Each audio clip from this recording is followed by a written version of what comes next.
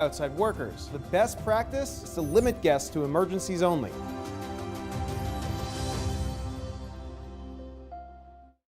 We know things are changing every day, but we're here with you.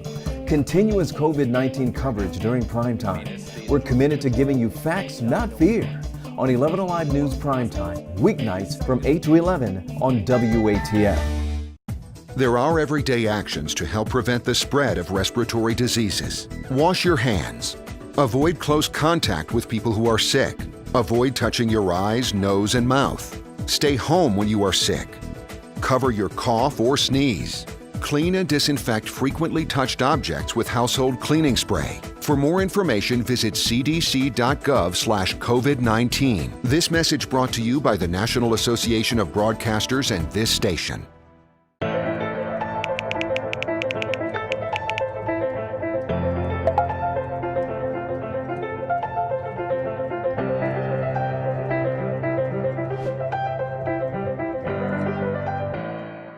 Today at noon on 11Alive. We are seeing that lack of smell or altered taste can be a symptom. We answer your coronavirus-related medical questions. Because 11Alive is where Atlanta speaks. Televised newscasts not enough for you? Get even more at 11Alive's YouTube channel, where you'll find uncut interviews, extended body cam footage, live streams of Atlanta's biggest trials, and more. Subscribe to 11Alive today.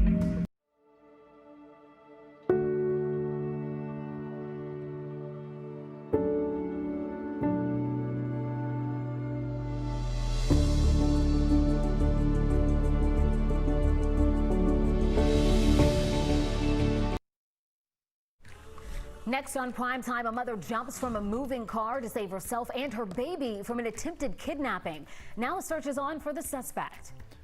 Parents called on the district attorney to act after a teacher in Coweta County was accused of abusing special needs students, but the final decision isn't what they had hoped. And during a Category 4 hurricane, NICU nurses turned into superheroes. How they hunkered down as wind and rain battered the hospital to protect these newborn babies.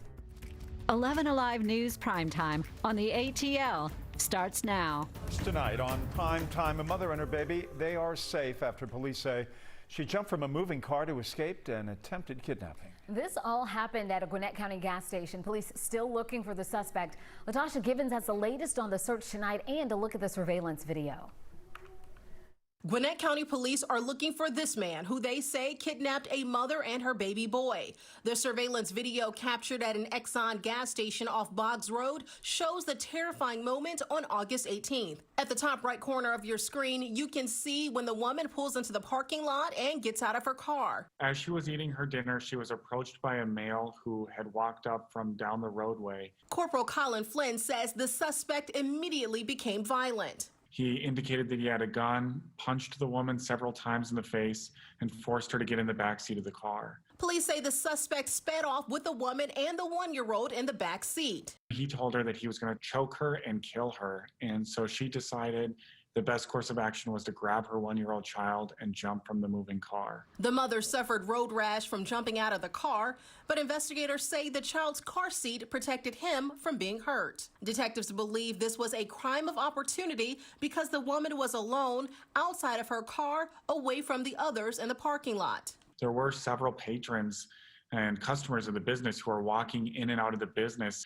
and you can tell they have no idea what's actually happening off to the side. The woman's vehicle was located the very next day in an abandoned Duluth parking lot. Now investigators are desperate to find this suspect. If you have any information, contact police. You can remain anonymous. A boost in coronavirus testing has brought an increase in new cases as well. Today, the Department of Public Health reported nearly 25,000 test results.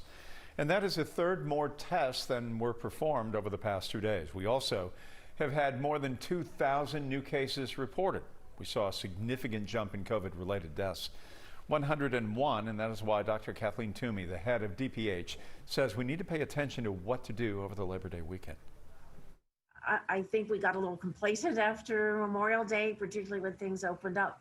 It doesn't have to be a repeat of Memorial Day if people stay vigilant and get a flu shot. I wasn't saying that on Memorial Day. I am saying it now. Dr. Toomey sat down to talk with us today about her concerns with testing, and she is seeing the hotspots now. We'll be digging into that coming up at 9 here on 11 Alive News Primetime. We break down the very latest COVID-19 numbers and trends every day on 11alive.com and on the app. If you are interested, just look for our coronavirus special section. We have heard from a lot of parents concerned about virtual learning for students with special needs. Well, now one mom has come up with a solution that could work for several families. Our Caitlin Ross explains. Elisa Armstrong Gibbs wanted high school to be magical for her son. He's 15 and this was set to be his first year. But when COVID hit, she kept hearing from all of her friends who have kids with special needs that this just wasn't working for their children. And I can't hear these stories and see these Facebook posts and not do anything. Elisa Armstrong Gibbs knows her son Kashim is smart and capable, but like a lot of his peers, he does better with in-person, hands-on instruction. We really want to give him the best experience for education. When she realized COVID-19 wasn't going away for the 2020 school year, she knew she needed a space where children could come to learn in person and get the support they needed. They can come and get some guidance, access to computers, access to the internet, access to a teacher. So she founded the AG educational group Learning Cafe. Parents can pay a drop-in rate or enroll their child consistently. If we have hearing impaired students, we have on order masks with a clear opening so that they can lip read. Children that need to be on the floor and are more comfortable on the floor, we're maintaining sanitation on our floor. She teamed up with the nonprofit Our Children's Story to make the space accessible and safe. A donation from Texas University is paying for all of the computers on site. The love and support is already there. When you know what you're born for to do, you just have to do it. They'll start accepting students in 2 weeks at the site. They've already put a link up for online registration. You can find them on Facebook. Showers and storms tonight, gusty winds, as well as some heavy downpours here. Now, as we head into the north side, most of these have been fairly isolated in nature. We have a little cell moving into LJ right now in Gilmer County, stretching down towards Juneau. And then north of Gainesville, we've had this little pop-up shower as well. No lightning associated with it right now. As we take a look from Athens, this is our camera in Athens showing some of the rain shafts here. They're starting to dissipate a bit, but those storms, this storm was pretty strong as it moved in, and now it's weakened considerably as it's moving into the Clark Oconee area, county area, with just a little bit of light rain now. The heaviest of the rain is still on the south side, stretching from McDonough down towards Griffin and Spalding County. We have some winds up to 40 miles per hour, frequent lightning. In fact, 38 strikes in the past 15 minutes alone, as well as some gusty winds and some very heavy rain with these thunderstorms. So that's what we're looking at as we head into the evening hours, continuing to track these as they move to the east. So coming up, we're going to talk about where this moisture is going the next few days and what you can expect with those temperatures. Let's get you caught up on some of your big headlines now. Georgia's Emergency Management and Homeland Security Agency has a new director. Chris Stallings is a former state trooper and current director of the Public Safety Dignitary Protection Unit. He will replace the current GEMA director, Homer Bryson, who is retiring. GEMA is a key part of the state's COVID-19 response, leading virus safety measures and PPE distribution at schools. A trooper recovering after a chase ends in a crash. It started this morning when the trooper tried to stop a motorcyclist near I-20 West and MLK. The chase moved on to I-285 North, where both vehicles exited on Bolton Road. The motorcyclist and trooper crashed separately. The trooper's car caught on fire. The motorcyclist ran away from the accident. Police are still searching for that person involved. The reason for the traffic stop is unknown. An hours-long standoff in Gwinnett County came to a peaceful end today. It started when police in Norcross went to an apartment for a welfare check. They found 2 women and a 3-year-old boy inside. Police say both women had noticeable marks on their bodies. Police were able to help them escape safely, then arrested Matthew Malacott for allegedly threatening the women with a gun, attacking them, and refusing to let them leave. The Coweta County District Attorney says there is not enough evidence to pursue a case against a special needs teacher at Elm Street Elementary who stands accused of abusing students. A parapro accused the teacher of throwing a shoe at a child's head and placing her hands around a student's neck Leading up to this point, there has been an open police investigation. The principal of the school has been disciplined, and both the teacher and the parapro were placed on leave. Parents were hoping the DA would file child abuse charges, but it looks like that will not happen. In a statement, the DA says the office reviewed the evidence and interviewed the students, but concluded the allegations cannot be proven beyond reasonable doubt, and the DA's office will not be filing charges. With travel still far below normal levels due to the pandemic, several airlines have warned of possible job cuts come October 1st. That's when federal help is set to expire. Today, dozens of flight attendants protested here in Atlanta looking for some help. Our Tracy McPeer has their story. I am a flight attendant and I want to be working. I want to be in the sky. I want to be on my plane serving my passengers. So on Tuesday morning, Christina joined about 25 other aviation workers in front of Senator David Perdue's Atlanta office, holding signs and marching for payroll support. It's really simple. We just need a clean extension of the payroll support program. Like I said, that'll keep aviation workers in their jobs, connected to their health care, no pay cuts, no furloughs for any of us. And that is as simple as that. The stimulus bill approved earlier this year gave $25 billion to protect domestic airline workers' jobs and benefits through September.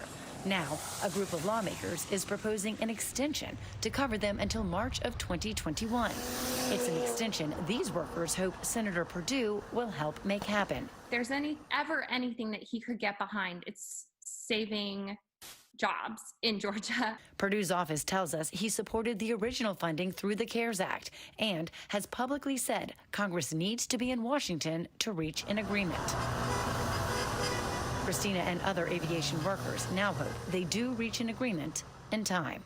I have put a lot of time into this industry, and it's not like I can just flip a switch and go somewhere else. Like, this is my job, this is my career. Pretty soon it'll be too late for our jobs. The Association of Flight Attendants, the group who organized the march today, has also organized a letter writing campaign. So far, they tell me they've had more than 50,000 letters sent from across the country to Congress in support of this payroll support. Coming up next on Primetime, a local business. In fact, local businesses are seeing a boom in clients. That's thanks to digital learning. And these nurses worked through the night to care for 19 newborn babies during a Category 4 hurricane. How they held strong as the storm battered their hospital. And don't forget, we're streaming right now on the 11Alive YouTube channel. Subscribe, join the conversation. In the community section, we will be looking for you. We have more 11Alive news in Primetime right after the break.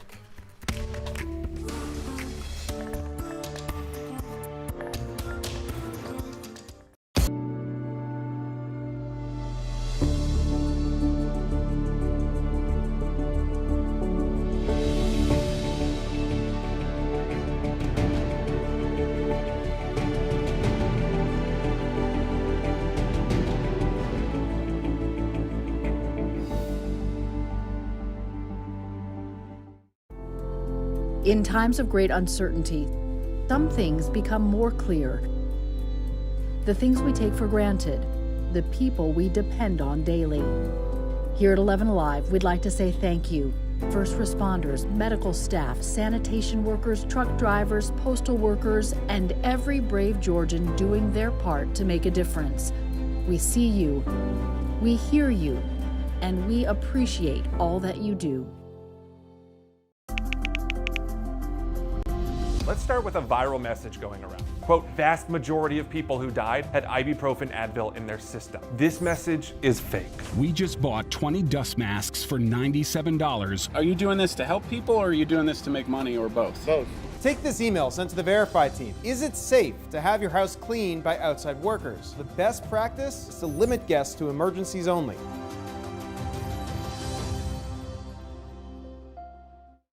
We know things are changing every day, but we're here with you.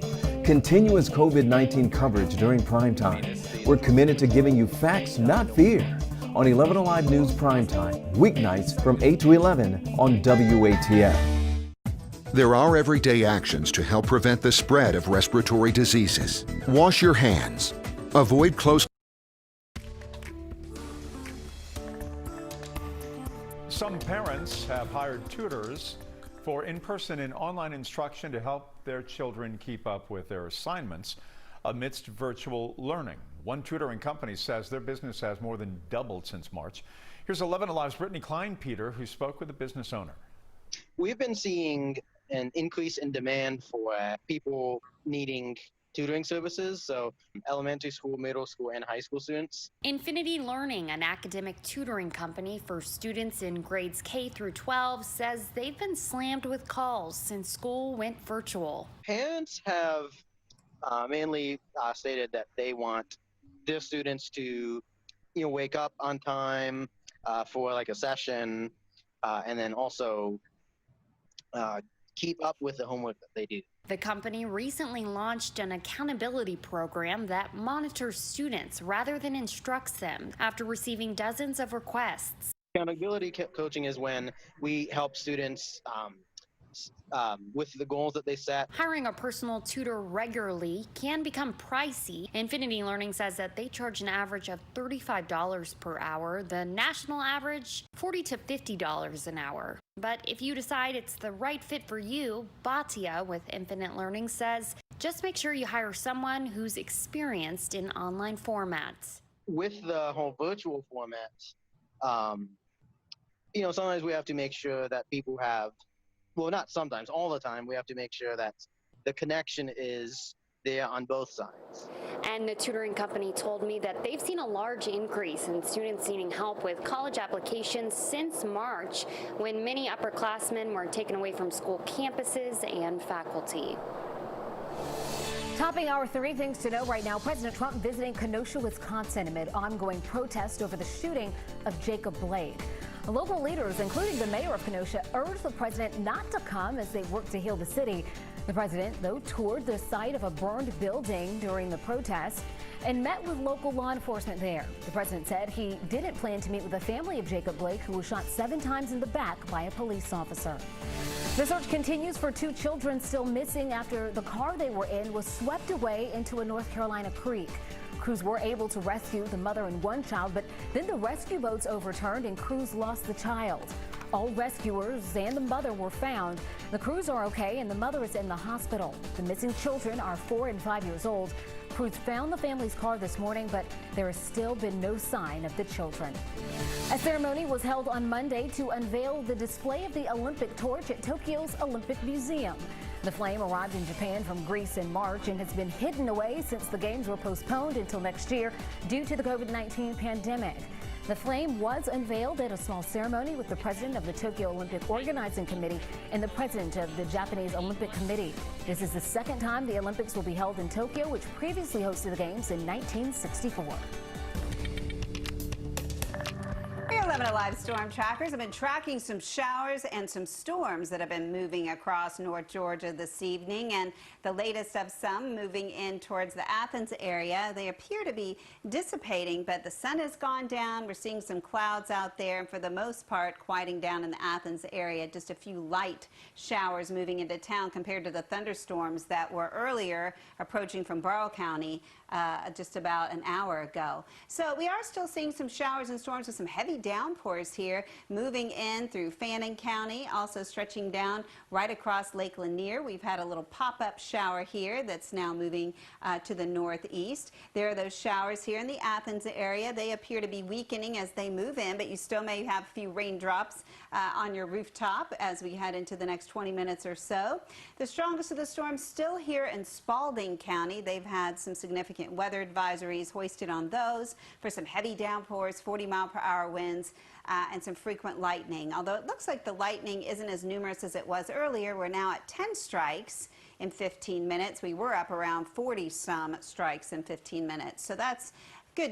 It appears to be weakening just a bit, but still some heavy downpours there at the moment, as well as down in the Thomaston area in Upson County. We're still seeing some of that lightning and some heavy downpours as well. So the air mass is pretty humid. We're in a tropical air mass, and that air mass extends from the southeast over until our latest tropical storm, which is named Omar. It formed off the coast today. It's really a fish storm, thank goodness. It will not impact the U.S. and will continue on its path out into the open waters of the Atlantic. We also have Nana, which is down here in the Caribbean, and it is moving to the west towards Belize. We'll have more on that coming up, and on this very active tropical season where we have already gone through 15 names, and now we only have 6 left before we're going to have to use the Greek alphabet. So once again, a very active year this year. 89 was our high today, 74 our low. We should be around 86 and 69 this time of year. So we're going to see temperatures well above average the next few days. The lows and the high temperatures will be several degrees above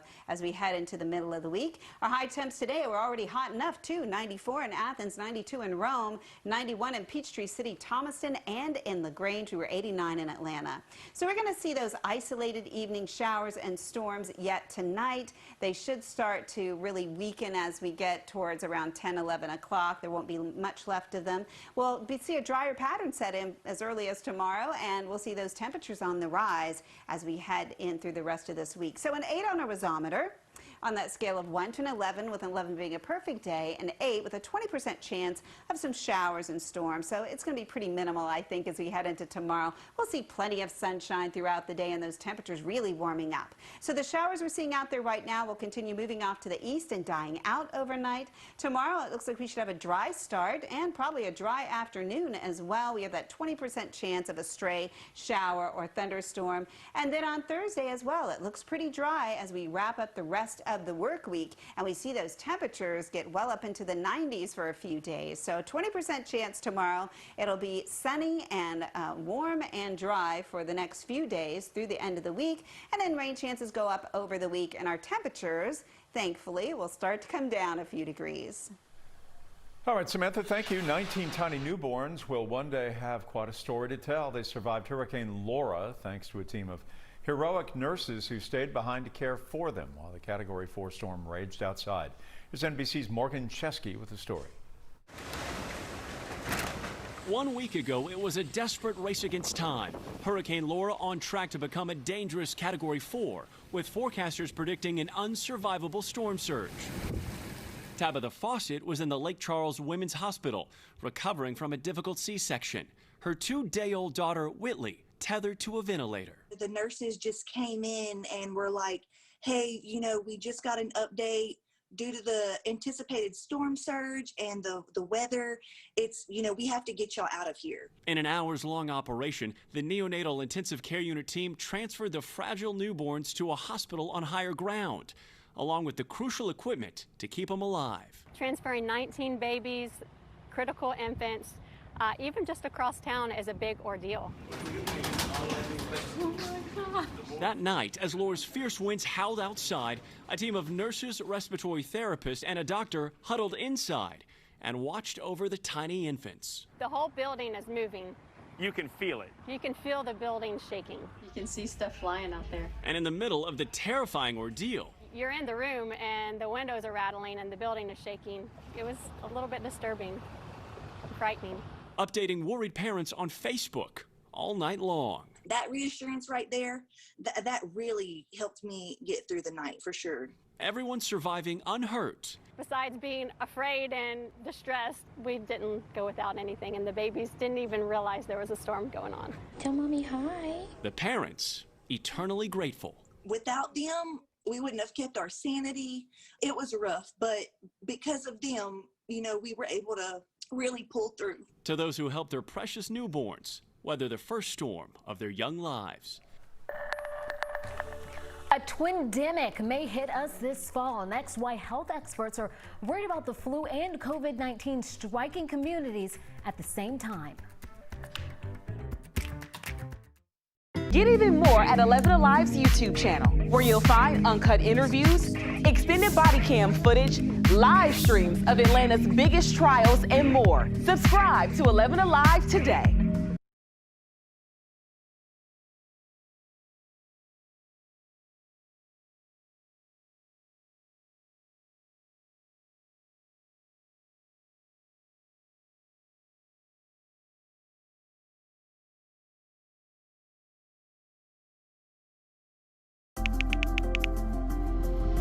Let's start with a viral message going around. Quote, vast majority of people who died had ibuprofen Advil in their system. This message is fake. We just bought 20 dust masks for $97. Are you doing this to help people or are you doing this to make money or both? Both. Take this email sent to the Verify team. Is it safe to have your house cleaned by outside workers? The best practice is to limit guests to emergencies only.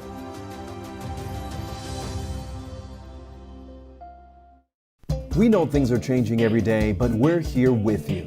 Continuous COVID-19 coverage during primetime. We're committed to giving you facts, not fear. On 11Alive News Primetime, weeknights from 8 to 11 on WATF. There are everyday actions to help prevent the spread of respiratory diseases. Wash your hands. Avoid close contact with people who are sick. Avoid touching your eyes, nose, and mouth. Stay home when you are sick. Cover your cough or sneeze. Clean and disinfect frequently touched objects with household cleaning spray. For more information, visit cdc.gov/COVID-19. This message brought to you by the National Association of Broadcasters and this station.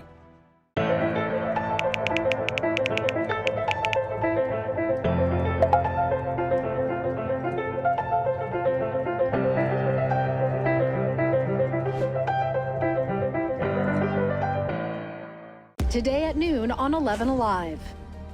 We are seeing that lack of smell or altered taste can be a symptom. We answer your coronavirus-related medical questions. Because 11Alive is where Atlanta speaks. Televised newscasts not enough for you? Get even more at 11Alive's YouTube channel, where you'll find uncut interviews, extended body cam footage, live streams of Atlanta's biggest trials, and more. Subscribe.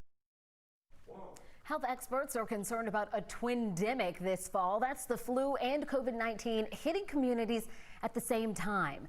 In addition to wearing face masks and social distancing, there's one more critical step they are urging Americans to take. It's getting a flu shot. Sarah Dolph explains why experts say this is so important. In Virginia, a drive-up vaccination event for back-to-school immunizations went so smoothly. We have it a little bit down to a science now, I think. The clinic and others are hoping to use a similar setup for flu shots. Girl, one day is later. Health experts are strongly encouraging those 6 months and older to be immunized against influenza, sounding the alarm that flu season and COVID-19 could collide this fall with deadly results. We need to protect our hospitals and health workforce, already having to cope with COVID-19 from being overwhelmed. The CDC ordering an additional 9 million adult doses of the flu vaccine and another 2 million pediatric doses. This year, the vaccine is protecting against 4 strains of the flu. 3 was previously standard. And if you do still get sick despite the vaccine, health experts say your illness will be less severe and you're less likely to need hospitalization. We know that influenza vaccine is not perfect. It's a good vaccine, but we shouldn't let the perfect be the enemy of the good. Infectious disease specialist Dr. William Schaffner recommends getting the vaccine between mid-September and early November. We protect us. We protect people around us. In the past 3 flu seasons, less than half of U.S. adults received one, and as many as 61,000 people died each year. The pandemic making this year's flu vaccine more vital than ever. So a lot of people wonder if the flu shot is actually safe to get during a pandemic, and health experts say the answer is yes. If your healthcare provider is following guidelines laid out by the CDC, including the use of face masks and enhanced cleaning. Still ahead in primetime, outdoor dining was a temporary solution for restaurants looking to keep their customers coming in, but the weather is going to start getting cooler soon, and one city has launched a contest to find a better way. We're going to talk about it after the break. And the governor in Gwinnett County today to tout a whole lot of new jobs. An inside look at what's coming next on Primetime.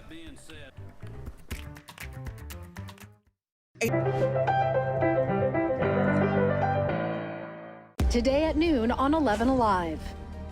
We are seeing that lack of smell or altered taste can be a symptom. We answer your coronavirus-related medical questions. Because 11Alive is where Atlanta speaks. Televised newscasts not enough for you? Get even more at 11Alive's YouTube channel, where you'll find uncut interviews, extended body cam footage, live streams of Atlanta's biggest trials, and more. Subscribe to 11Alive today.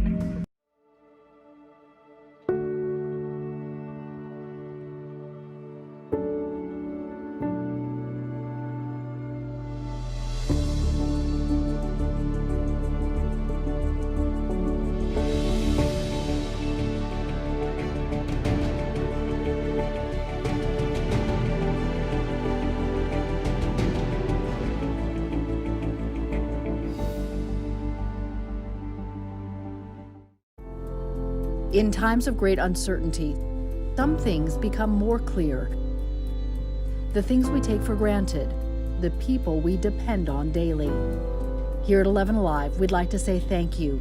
First responders, medical staff, sanitation workers, truck drivers, postal workers, and every brave Georgian doing their part to make a difference.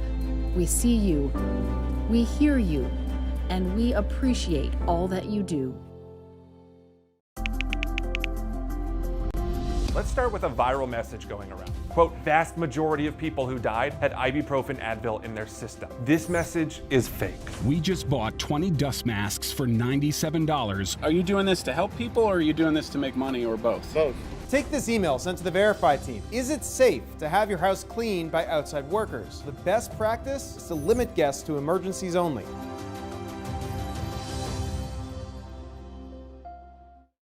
We know things are changing every day, but we're here with you. Continuous COVID-19 coverage during Primetime. We're committed to giving you facts, not fear. On 11Alive News Primetime, weeknights from 8 to 11 on WATF. There are everyday actions to help prevent the spread of respiratory diseases. Wash your hands. Avoid close contact with people who are sick. Avoid touching your eyes, nose, and mouth. Stay home when you are sick. Cover your cough or sneeze. Clean and disinfect frequently touched objects with household cleaning spray. For more information, visit cdc.gov/COVID-19. This message brought to you by the National Association of Broadcasters and this station.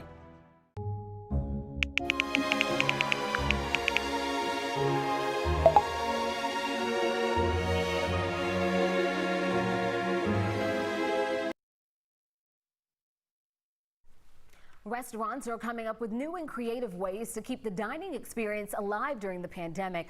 But with outdoor seating about to become a challenge for cities up north, the pressure is on to get even more innovative. Aisha Howard and I talked about how cities are coming together to work this out today on Alive at 5. Aisha, the pandemic has led to a lot of new restaurant inventions, innovations like these bumper tables at a bar in Ocean City that keep everyone 6 feet apart. There's also some dining bubbles at some restaurants that keep strangers' germs out of your pod. But by far, one of the most popular solutions, we've even experienced it here in Georgia, outdoor dining. Some cities, though, like D.C., have shut down streets so restaurants could spread out their tables outside. But Aisha, it is inevitable the seasons are going to change. So what happens when that cold weather comes in? I'm a Midwest girl. You want nothing to do with the outdoors once October, even late September starts to get near. Chicago is trying to figure that out right now because you don't want to be caught outside in the Chicago winter, not even for a second. But the mayor has come up with a pretty cool idea. So the city launched a contest for people to come up with some creative dining ideas that will keep people out of the cold. And it comes with a $5,000 cash prize. You really have to be creative to figure this out in Chicago. So I think the cash prize is going to be an awesome incentive. But a lot of things go into this, like airflow. You have to take that into account because that's what people are really worried about, especially if you talk about being in some sort of bubble or something like that. You want to make sure that the germs are getting out and germs aren't able to come in. I don't even know where to begin with thinking of something creative for a place like Chicago, J. Bell. We're a little bit lucky here, though. We can still have nice days in like October, November. Yeah, I'm one of those people that's cold all the time, so I can't even imagine what they're dealing with. But like you said, there is a $5,000 cash prize on the line, and that's really important because a lot of people might be going through some financial difficulties, and if restaurants can get in on this, that would be helpful. There was a Yelp economic impact report that surveyed restaurants from March to June. It said nearly 24,000 restaurants would have to temporarily close, and then later it found that 53% of those restaurants would be closing for good. So already they have more than 300 submissions with this. Ideas are out there like bringing your own blankets, umbrellas with overhead heating lamps, installing fire pits maybe, and even some suggestions of repurposing old phone booths or city buses into dining spaces. And people are just itching to get outside. So I think this is great incentive for people to get creative. And if they're having economic hardship, to possibly win $5,000. A lot of people aren't wanting to give that up quite yet, especially in bigger cities where dining out is a really big part of your weekend. A lot of people weighing in on this one on our Facebook pages. India says, I've done the winter bubble dining here in Chicago. It's actually a pretty cool ambiance. Okay. Maybe go with your precautions, your little hot hands, take them with you. Randy chiming in saying, I haven't been to a restaurant since March. Played team trivia twice a week back then. Don't think I'll be back this year. So there is a lot of concern here still. I guess we'll have to wait and see what ideas come into Chicago, and maybe we can steal some of them here down here in Atlanta. Well, if you have an idea for a COVID-safe dining experience, we would love to hear from you. You can head on over to our 11Alive YouTube page, drop your idea, your thoughts in the comment section, and while you're there, you can check out our other Alive at 5 topics as well.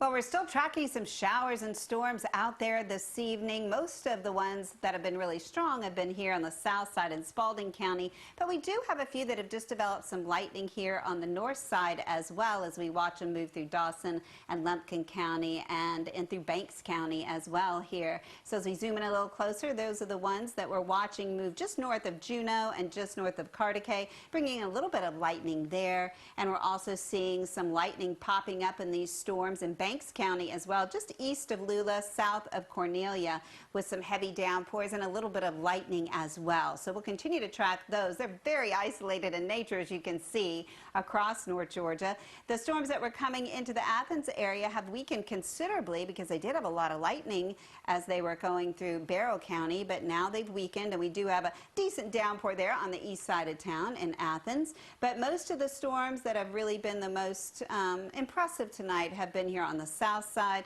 The storms that were in Griffin are starting to weaken and moving off towards 75, and these storms from Barnesville southward are also starting to weaken from where they were, but still showing some frequent lightning and some heavy downpours there in the Barnesville area. 12 strikes of lightning in the past 15 minutes. So as we head into the evening hours, we'll continue to track these storms and drier air moving in, which means hotter temperatures. So we'll have more specifics on that coming up in just a bit.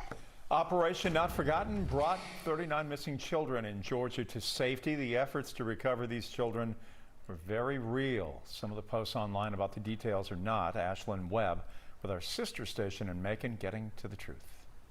Since the U.S. Marshals announced last week that they rescued 39 missing children, we've seen dozens of claims on social media, some receiving thousands of shares.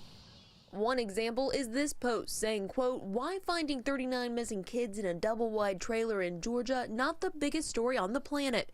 Facebook even labeling the post as false information. We brought these claims to U.S. Marshal Senior Inspector Jose Rivera, who helped to lead the operation. He says these kids were not found in a single location. We knew that they were missing, and we were actually trying to locate specific children that met that criteria, so that we didn't just stumble on them in a trailer or anything like that. He also says these children were not part of a ring. It wasn't a ring in the sense of like a single trafficker or anything like that. These were all kids that were at risk for to be exploited by potential traffickers. We verified these claims on social media are false.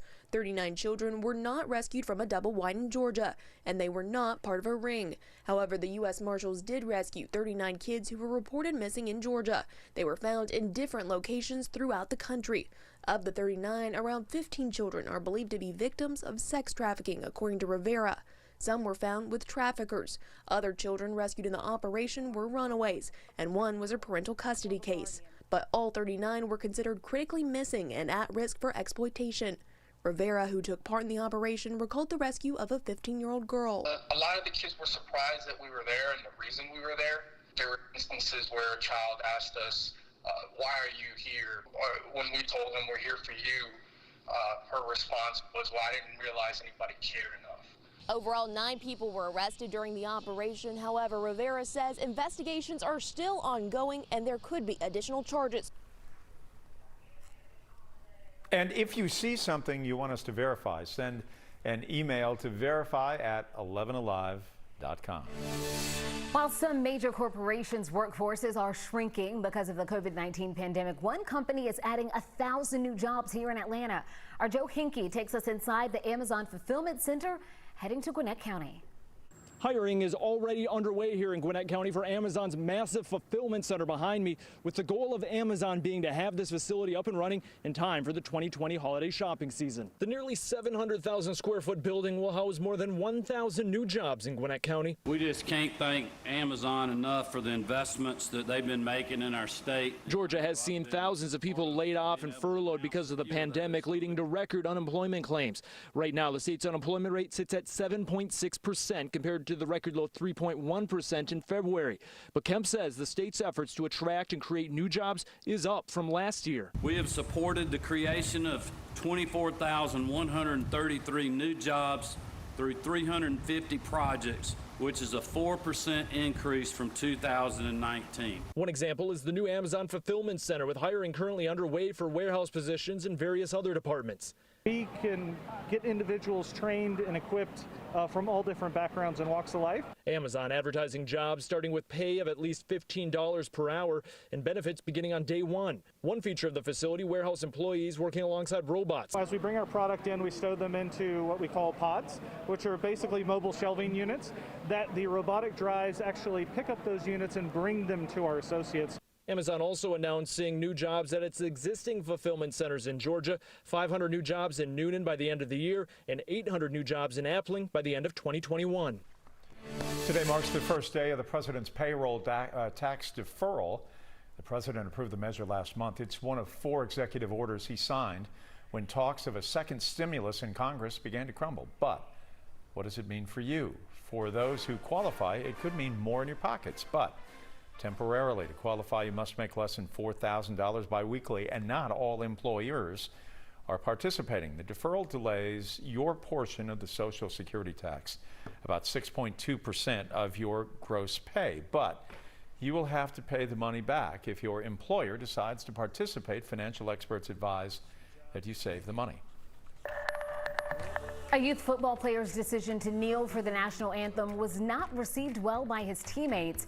He says he doesn't regret his choice, and now he's moving on.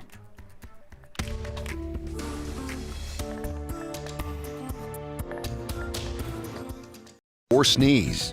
Clean and disinfect frequently touched objects with household cleaning spray. For more information, visit cdc.gov/COVID-19. This message brought to you by the National Association of Broadcasters and this station.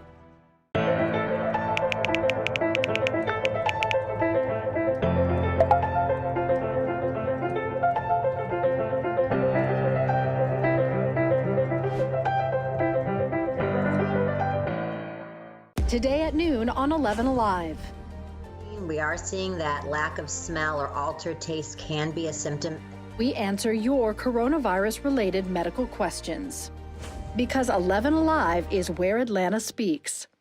Televised newscasts not enough for you? Get even more at 11Alive's YouTube channel, where you'll find uncut interviews, extended body cam footage, live streams of Atlanta's biggest trials, and more. Subscribe to 11Alive today.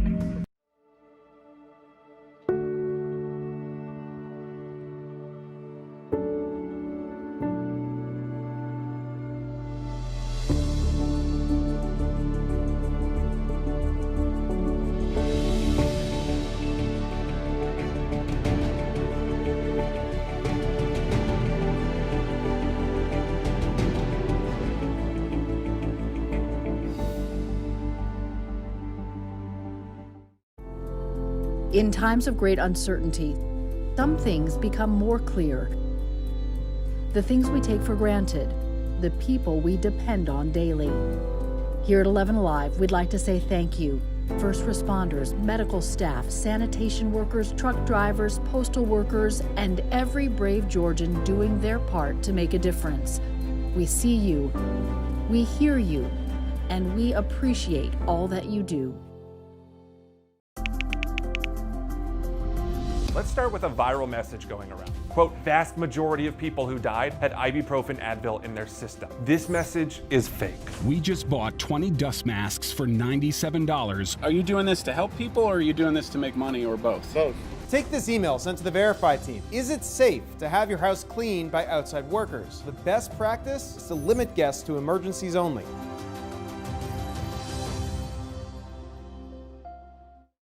We know things are changing every day, but we're here with you. Continuous COVID-19 coverage during Primetime. We're committed to giving you facts, not fear. On 11Alive News Primetime, weeknights from 8 to 11 on WATF. There are everyday actions to help prevent the spread of respiratory diseases. Wash your hands. Avoid close contact with people who are sick. Avoid touching your eyes, nose, and mouth. Stay home when you are sick. Cover your cough or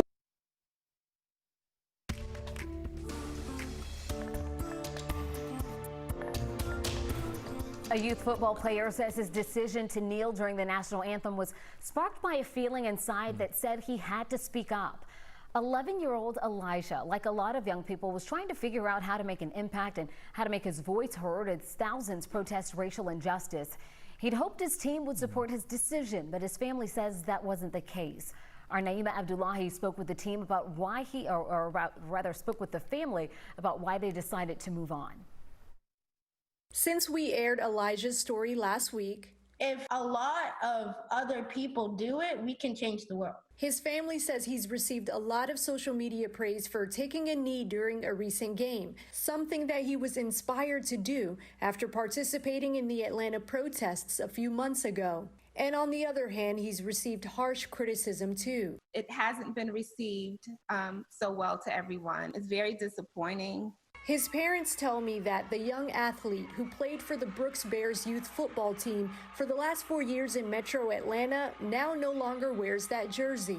They tell me that from their perspective, the team did not make him feel welcomed afterwards. So within the last few days, he left and is now with a new team. The Stallions now, the Sharpsburg Stallions. Elijah's dad says one of the coaches for the Brooks Bears approached him disapproving of Elijah's actions on the field.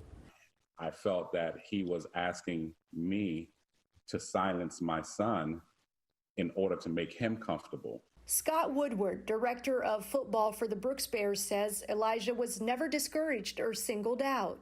It wasn't Eli only that took a knee. There were 5 boys on our team that took a knee. He says Elijah would be welcome to return to the team, and the team does not have a policy that limits free speech. In no way is our park ever going to tell a kid they can take a knee or they have to take a knee or they don't take a knee. Despite how everything unfolded, Elijah's family says they're proud of their son, and that's what matters the most. That's what I'm good at. I'm good at cheering him on. Naima, how is Elijah adjusting to everything?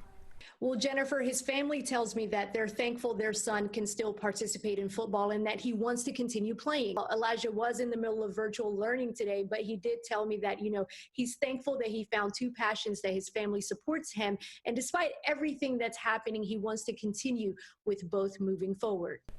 All right, Naima, thank you. Your 11Alive storm trackers have been tracking a few showers and storms out there tonight. They've been few and far between, but where it's been raining, it's been coming down pretty good in some spots. We do have some thunderstorms here on the north side now, moving in through Dawson and Lumpkin County, bringing in some lightning there in West Lumpkin, west of Dahlonega.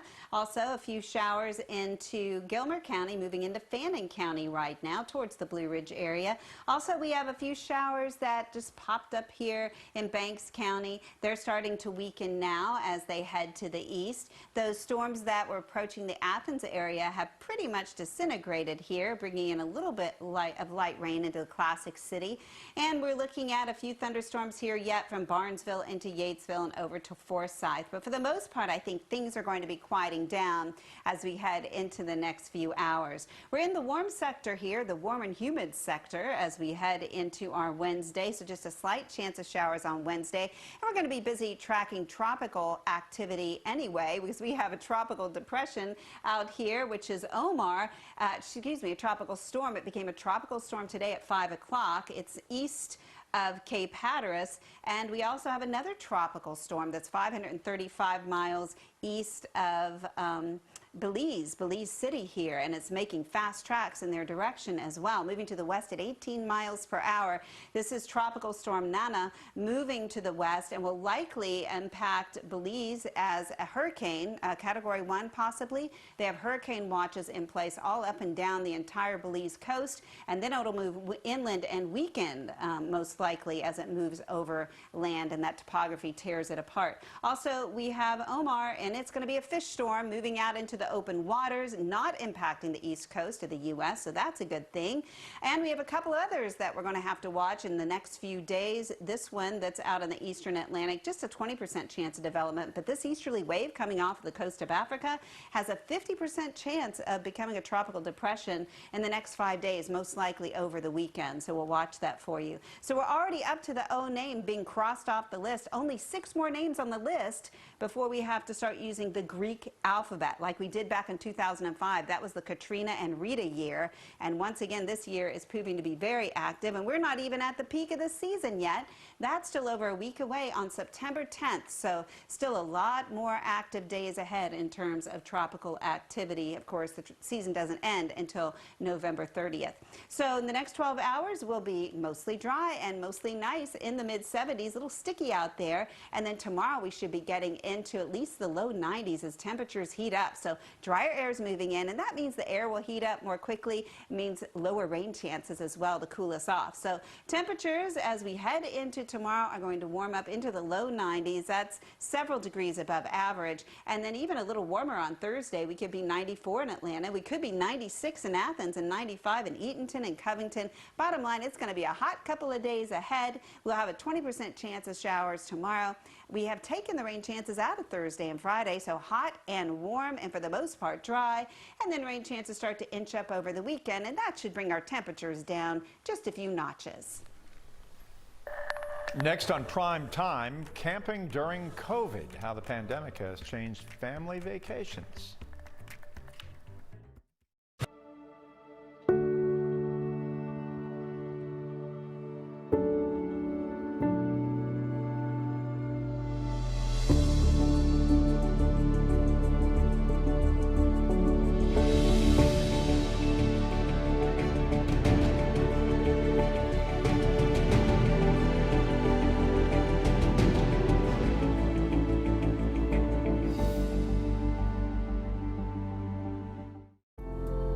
In times of great uncertainty, some things become more clear. The things we take for granted, the people we depend on daily. Here at 11Alive, we'd like to say thank you. First responders, medical staff, sanitation workers, truck drivers, postal workers, and every brave Georgian doing their part to make a difference. We see you, we hear you, and we appreciate all that you do. Let's start with a viral message going around. Quote, vast majority of people who died had ibuprofen Advil in their system. This message is fake. We just bought 20 dust masks for $97. Are you doing this to help people or are you doing this to make money or both? Both. Take this email sent to the Verify team. Is it safe to have your house cleaned by outside workers? The best practice is to limit guests to emergencies only.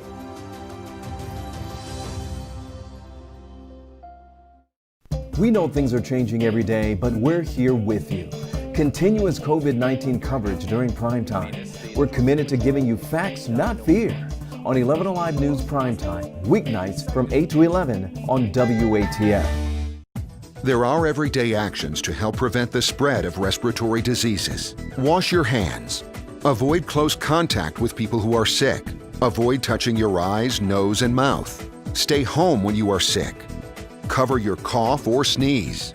Clean and disinfect frequently touched objects with household cleaning spray. For more information, visit cdc.gov/COVID-19. This message brought to you by the National Association of Broadcasters and this station.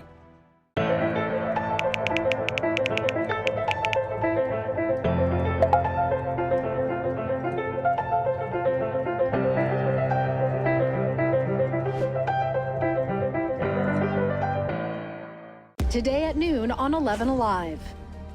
We are seeing that lack of smell or altered taste can be a symptom. We answer your coronavirus-related medical questions. Because 11Alive is where Atlanta speaks. Televised newscasts not enough for you? Get even more at 11Alive's YouTube channel, where you'll find uncut interviews, extended body cam footage, live streams of Atlanta's biggest trials, and more. Subscribe to 11Alive today.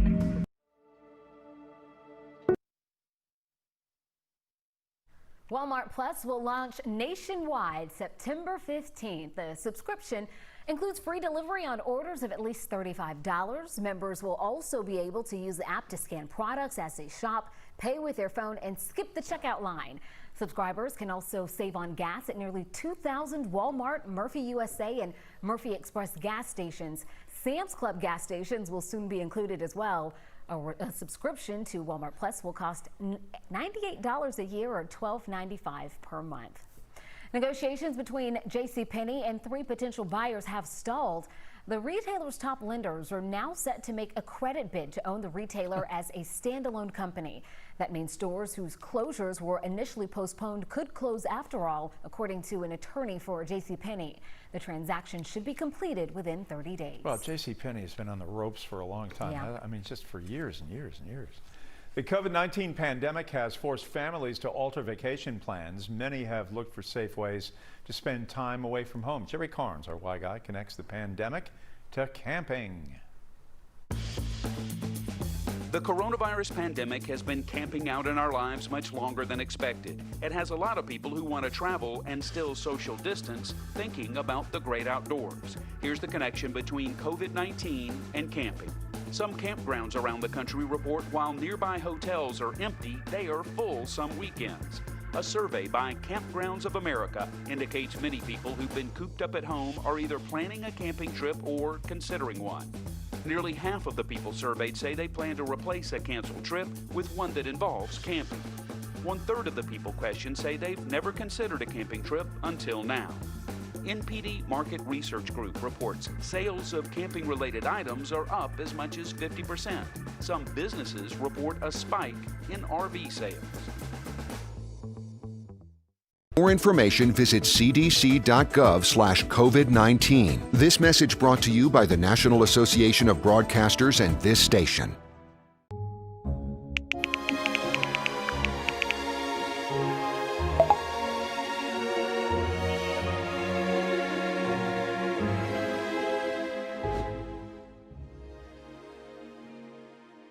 Today at noon on 11Alive.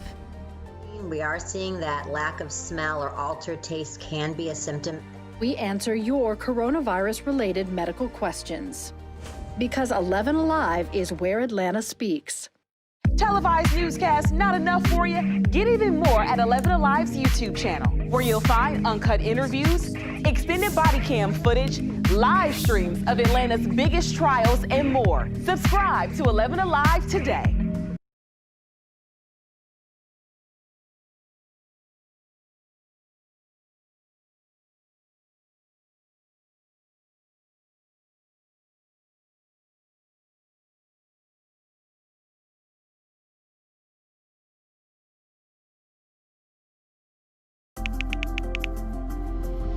Let's start with a viral message going around. Quote, vast majority of people who died had ibuprofen Advil in their system. This message is fake. We just bought 20 dust masks for $97. Are you doing this to help people or are you doing this to make money or both? Both.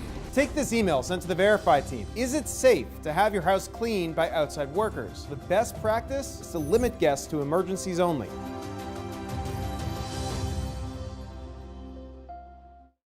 We know things are changing every day, but we're here with you. Continuous COVID-19 coverage during primetime. We're committed to giving you facts, not fear. On 11Alive News Primetime, weeknights from 8 to 11 on WATF. There are everyday actions to help prevent the spread of respiratory diseases. Wash your hands. Avoid close contact with people who are sick. Avoid touching your eyes, nose, and mouth. Stay home when you are sick. Cover your cough or sneeze. Clean and disinfect frequently touched objects with household cleaning spray. For more information, visit cdc.gov/COVID-19. This message brought to you by the National Association of Broadcasters and this station.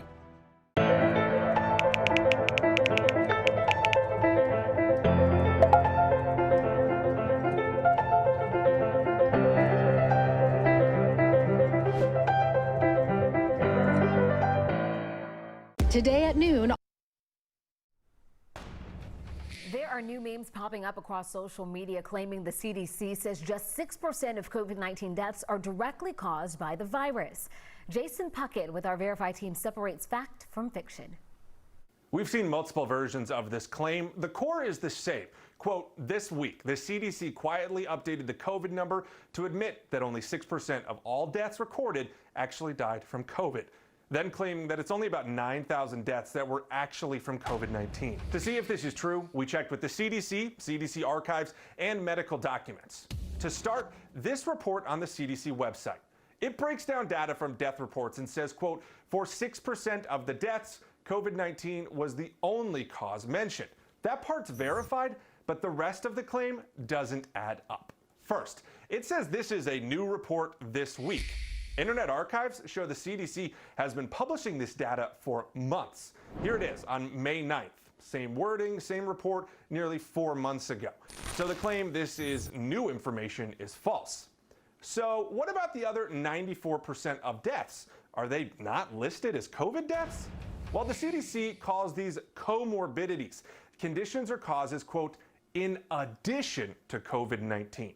For example, fourth on the list of comorbidities is respiratory failure. The CDC lists respiratory failure as one of the critical, often fatal symptoms of COVID-19. So let's say COVID caused someone to have respiratory failure and die.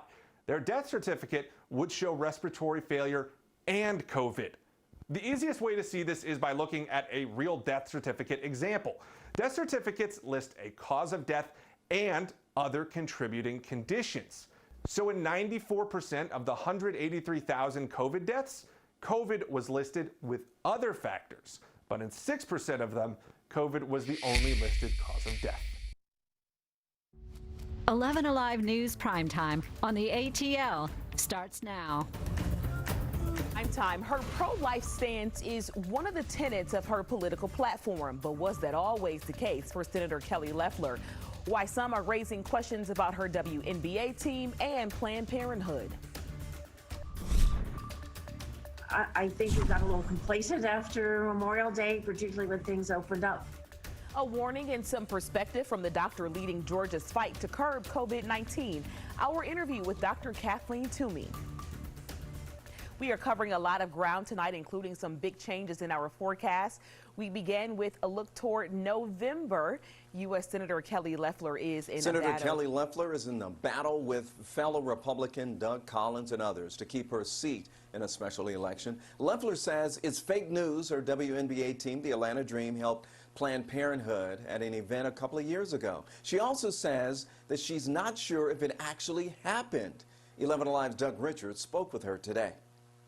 In the last year, Senator Kelly Leffler has had to pivot from being the co-owner of a professional sports franchise to a conservative politician who has been at odds with some of the political positions associated with the WNBA's Atlanta Dream. Senator Kelly Leffler energetically casts herself as the most conservative candidate in the special election U.S. Senate race. Yet just 2 years ago, she posed on a basketball court and applauded the introduction of the state's most prominent Democrat, Stacey Abrams. But I've never voted with Stacey Abrams. Were you just being polite when you applauded her when she was announced? I'm the owner of a basketball team that welcomes guests to our games. I will always defend the sanctity of life. Leffler's pro-life stance is a mainstay in her stump speech at events like this one in Carrollton. But at around the same time that she posed with Abrams, ESPN reports that the Atlanta Dream had hosted volunteers and staff from Planned Parenthood at an event that touted a longtime partnership between the WNBA and the abortion rights and women's health organization. Did they do that, and does it matter? That's completely fake news. When you say it's fake news, does that mean it's not true and it didn't happen? I have no idea. That is not something I would have done, that I would have ever approved. The Dream has always played at a venue that we don't own, so we don't control who's in the arena. Even if Leffler's team helped the WNBA support Planned Parenthood, one pro-life activist here in Carrollton told me that she would not hold that against the candidate because she says she can separate Leffler's personal beliefs from those of the team. A majority of American voters plan to cast their ballots early or by mail this November. That's according to a new NBC News SurveyMonkey poll. 52% of respondents say they will vote early. Of that number, 19% say they will vote in person, 33% by mail. There is a clear divide when the results are broken down by party affiliation. 54% of Republicans say they will vote in person on Election Day, while just 22% of Democrats say the same. Meanwhile, 50% of Democrats say they plan to vote by mail, but only 18% of Republicans say they will do the same. The 11Alive political team, including myself and Jennifer, are working to bring you in-depth coverage of the issues and candidates most impacting your life. If you have a topic you want us to look into, email us. We're ATLspeaks@11alive.com. I'm meteorologist Chris Holcomb from the 11Alive Storm Trackers. You see my phone here on camera because we have about 300 people on Facebook Live right now. We're just getting started talking about what's happening with the weather, and we'll be answering a lot of questions here. So if you guys want to go to my Facebook page, Chris Holcomb 11Alive, and you can join the conversation too. Now, we've been tracking a few showers that have been moving through our area tonight, and they're spotty showers. Not everybody has been getting hit, but those who got hit got some heavy rain, and now they're all breaking up as they move over to the east. The heaviest one we have right now is up in Lumpkin County here. This is between Suches and Dahlonega, where we have a moderate shower with a little bit of lightning that is showing signs of weakening as it moves up toward the north and east. Here in Atlanta, we're looking fine. We've had some showers around Atlanta today. A lot of these south and east of us, Covington, some lighter showers. We had an impressive rain shower and storm here in parts of Spalding County, Pike, Lamar, also in the southern parts of Fayette County and at Henry, thunder and lightning. But now as that moves up to the north and east, it is also showing signs of weakening out there too. And then elsewhere around the southeast, not much is moving through. Once we get through this system that's moving our way, we will see some drier weather moving in during the day tomorrow. Take a look out there right now. This is what we're watching. I'm a quick look at the wazometer, and you can see that we're going to go with an 8 on the wazometer here for your Wednesday. Looking good. 92 degrees though. It's going to be really hot as we have only a 20% chance for a shower. Stay with us. We'll let you know if those rain chances will stay away for the next few days. More on that in just a few minutes. Today we saw another spike in new COVID-19 cases with more than 2,200 cases reported. But even more concerning are the number of deaths. Today, the Department of Public Health confirmed another 101 deaths connected to the virus. In the past week, there have been questions about who gets counted in that total. Today, Reveal investigator Rebecca Lindstrom sat down with Dr. Kathleen Toomey, the public health expert leading our state's COVID response, to ask her about it. Jennifer, my first question was about that death data. Is it accurate to include somebody who has multiple causes listed on their death certificate? It's a question that came up early on in the pandemic, and Dr. Toomey seemed confused as to why it was coming back up again. COVID is a dangerous disease. Dr. Kathleen Toomey pushed back against claims only a fraction of people counted in Georgia's COVID death toll really belong there. When you get COVID and have diabetes or have underlying health conditions, you may not do as well as someone who doesn't. And that doesn't mean you didn't die of COVID. It means that your underlying health conditions made you more at risk for those complications. And if I die in a car accident and I happen to have been COVID positive, am I going to be listed as a COVID death? No. It's really looking at the root of the death. Exactly. She says COVID deaths are treated the same as the flu or any other infectious disease. This is kind of a distraction from the work at hand to try to prevent new cases, particularly with Labor Day coming up. Dr. Toomey says the data is headed in the right direction. Cases and hospitalizations are down. And it isn't because the testing has gone down, because our percent positivity is actually going down as well, which is a good sign. But Dr. Toomey admits testing is a concern. Last week, we averaged 19,000 tests each day, but this time last month, it was more than 25,000. She believes some are discouraged by the summer's long lines and wait times, even though the state has tried to fix both. She believes some just don't want to risk a positive test result, especially with school back in session. If they're positive, they don't want to stay out of work. They don't want to have to isolate. Dr. Toomey says schools and universities are her biggest concern for hotspots right now. She wouldn't call out schools by name, but says transmission isn't happening as much in the classroom. It's actually in parties, in fraternities and sororities, and that's why it's going to take, I think, a real commitment, not only on the part of the schools, but also on the student leadership itself to help stop that. Rebecca, we're starting to hear concerns already about the upcoming Labor Day weekend and what that could do to case numbers. Did Dr. Toomey say anything about that? Jennifer, we have more COVID in our community now than we did heading into the Memorial Day weekend, and that really is where we have traced back the start of the surge that we have been fighting all summer long. So Dr. Toomey's message is pretty simple. Don't be complacent. Wear a mask, socially distance, and use a little bit of this time off to get a flu shot.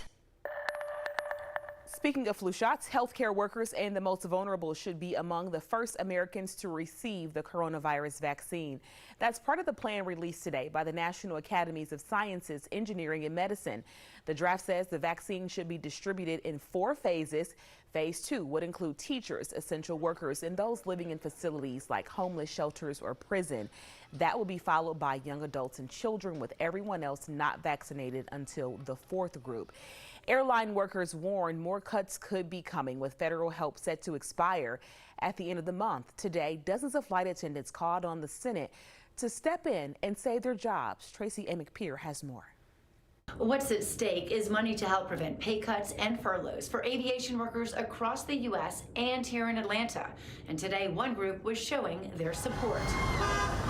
The Association of Flight Attendants marched and held signs in front of Senator David Perdue's office in Atlanta this morning. The stimulus bill earlier this year gave $25 billion to protect domestic airline workers' jobs and benefits through September. Some lawmakers are proposing an extension to cover them through March of next year. It's an extension that many say will save their jobs. I have put a lot of time into this industry, and it's not like I can just flip a switch and go somewhere else. Like, this is my job, this is my career. Pretty soon it'll be too late for our job. Senator Perdue's office tells us that he supported the original funding through the CARES Act. He also has publicly said that Congress needs to be in Washington to reach an agreement. You'll find a daily breakdown of Georgia's COVID numbers on our 11Alive app, as well as updates on how local schools and businesses are handling the ongoing pandemic. It's all under our special coronavirus section. You know, we've heard from a lot of parents out there concerned about virtual learning for students with special needs. Now one mom has come up with a solution that could work for several families out there. Caitlin Ross explains. Elisa Armstrong Gibbs wanted high school to be magical for her son. He's 15 and this was set to be his first year. But when COVID hit, she kept hearing from all of her friends who have kids with special needs that this just wasn't working for their children. And I can't hear these stories and see these Facebook posts and not do anything. Elisa Armstrong Gibbs knows her son Kashim is smart and capable. But like a lot of his peers, he does better with in-person, hands-on instruction. We really want to give him the best experience for education. When she realized COVID-19 wasn't going away for the 2020 school year, she knew she needed a space where children could come to learn in person and get the support they needed. They can come and get some guidance, you know, access to computers, access to the internet, access to a teacher. So she founded the AG educational group Learning Cafe. Parents can pay a drop-in rate or enroll their child consistently. If we have hearing impaired students, we have on order masks with a clear opening so that they can lip read. Children that need to be on the floor and are more comfortable on the floor, we're maintaining sanitation on our floor. She teamed up with the nonprofit Our Children's Story to make the space accessible and safe. A donation from Texas University is paying for all of the computers on site. The love and support is already there. When you know what you're born for to do, you just have to do it. They'll start accepting students in 2 weeks at the site. They've already put a link up for online registration. You can find them on Facebook, and we'll link to their page on our website, 11alive.com. Next on Primetime, a local business seeing a boom in clients thanks to digital learning. And these nurses right here worked through the night to care for 19 newborn babies during a Category 4 hurricane. How they held strong as the storm battered the hospital. And don't forget, if you want to take us on the go, go right ahead and subscribe to our 11Alive YouTube channel and join the conversation in the community section. More 11Alive news in primetime coming up after the break.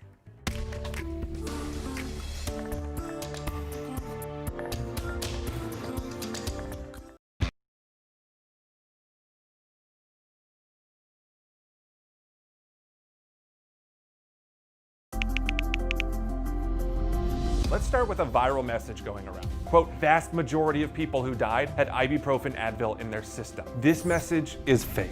We just bought 20 dust masks for $97. Are you doing this to help people or are you doing this to make money or both? Both. Take this email sent to the Verify team. Is it safe to have your house cleaned by outside workers? The best practice is to limit guests to emergencies only.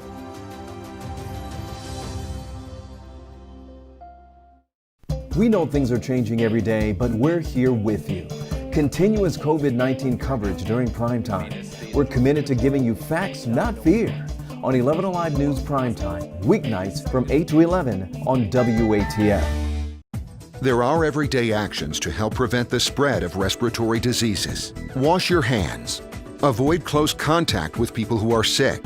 Avoid touching your eyes, nose, and mouth. Stay home when you are sick. Cover your cough or sneeze.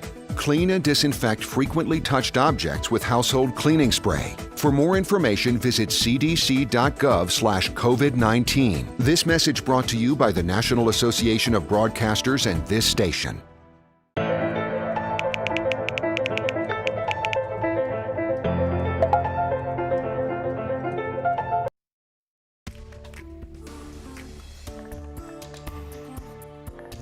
Parents have hired tutors for in-person and online instruction to help their kids keep up with their assignments amidst virtual learning.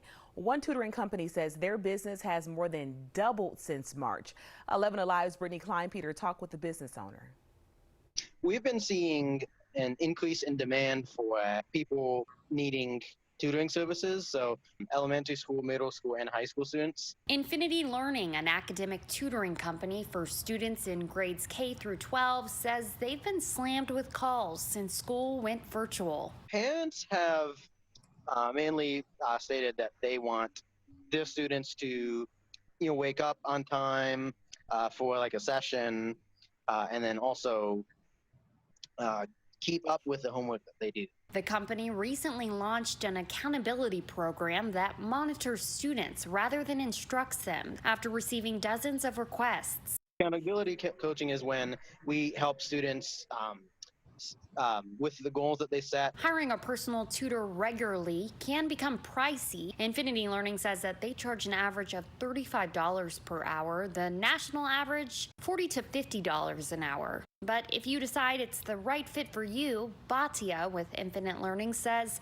just make sure you hire someone who's experienced in online formats. With the whole virtual format, sometimes we have to make sure that people have, well, not sometimes, all the time, we have to make sure that the connection is there on both sides. And the tutoring company told me that they've seen a large increase in students needing help with college applications since March, when many upperclassmen were taken away from school campuses and faculty. Across the country have prompted new guidance from the White House for those heading back to the campus. COVID-19 task force is asking schools to make sure diagnostic and surveillance testing are quick and comprehensive. It also wants to make sure all universities can fully test, isolate, and contact trace. According to the recommendation, students should have an on-site quarantine on or near the campus and should not return to multi-generational households. And as of yesterday, late report yesterday, Georgia Tech has 716 cases on campus since March, and cases there have nearly doubled in the last week. UGA is reporting around 240 cases since March. And of course, the concern here isn't just for safety of people on campus. Health experts are warning this could have an impact on surrounding communities and really wherever students end up traveling. Manhattan, Kansas is home to Kansas State University. The mayor there says outbreaks of the college could branch out to impact K through 12 schools, something she says those students cannot afford. If you're in higher education and college, you can probably handle an online class, but a second grader, third grader, they can't. The governor of New York also called colleges the canary in the coal mine, and he says he's watching them closely as grade schools reopen. And some health experts are pushing back on school officials who are placing all the blame largely on the students, pointing to those images of packed parties. And they say when you put thousands of young people together, especially living in the same place, it's only expected.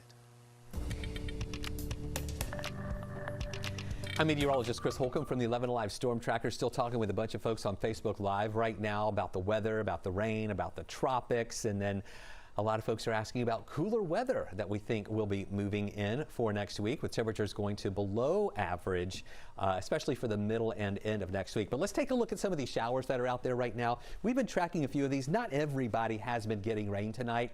They've just been spotty, isolated showers, and they're diminishing as they move to the north and east. This one up in Lumpkin County is still one of the heavier ones that we have. Between Dahlonega and Suches, we've got a band of heavy rain right here. It does have a little bit of lightning with it, too. That's moving up toward the north and east. Northern White County, you'll get in on a little bit of that. The southern parts of Union County might see a little bit of that as well. In Atlanta, we're fine. We have a few lighter showers to the south and to the east of us. They're kind of falling apart from the heavier rain that we had earlier that came through Meriwether County, Spalding, Pike, Lamar County. There you see some of that thunder and lightning in Spalding, into Henry, southern parts of Fayette County. A little bit of light rain up toward Covington and Newton County as well. That is also showing signs of weakening as it moves to the north and to the east. And as we widen out a little bit more, nothing else major is really coming in tonight. And once we get through with this, we're going to see some drier air that's going to start filtering in. And when I say drier, it's still going to be kind of humid and muggy out there and warm with temperatures in the lower 90s, but the rain chance is going to come down. All right, let me break down for you what we're watching out there. Here's a live look. This is our tower cam up in North Georgia, up in Blue Ridge, where you can see there, it's, getting, of course, kind of dark, but the roads are dry right now. This time last night, we were tracking a few showers up there, but dry in Blue Ridge right now, and a really comfortable night, even though it's a little on the mild side. Up in the mountains in Blairsville, it's 74. Clayton is 75. Compare that to the 81 that we have here in Atlanta. Lower 80s in Marietta, upper 70s in Rome and Canton, and on the south side, mainly some upper 70s around as well. So it is kind of a mild night out there, and we're watching any of those lingering isolated showers that are falling apart. Tomorrow, the rain chance is going to be around 20%. So I really think most of us will get through the day without seeing any rain at all. We're going to give that an 8 on the wasometer. That's our scale from 1 to 11, where an 11 is a perfect day, but it's still going to be hot. Temperatures up to 92. Today's high was only 89. I say only 89. That's still above average for this time of year, but at least it wasn't in the 90s. I do think we'll get back to the 90s, not only tomorrow, but for the next few days. You can see overnight we're dry. In the morning we're dry. Here we are at noon.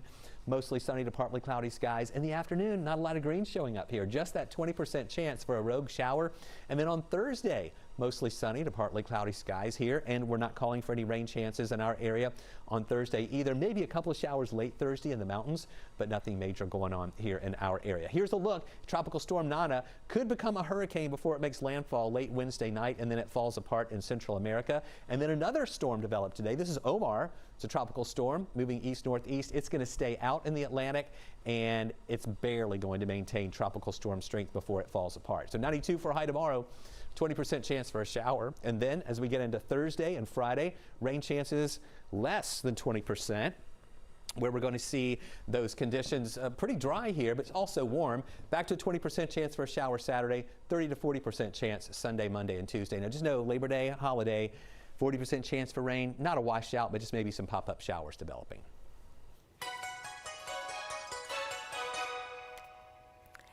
Perhaps a hopeful sign for 2021, the Olympic flame now on display in Tokyo. It arrived in Japan from Greece in March, but has largely remained hidden during the pandemic.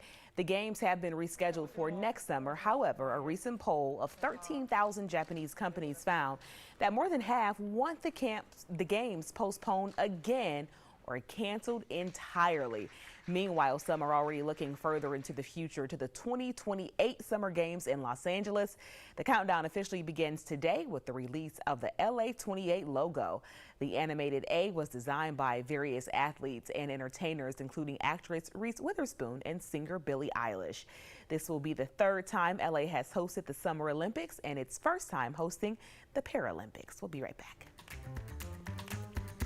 cdc.gov/COVID-19. This message brought to you by the National Association of Broadcasters and this station.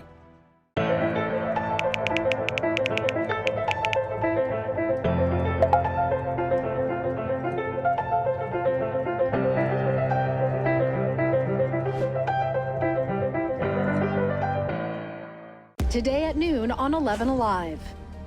We are seeing that lack of smell or altered taste can be a symptom.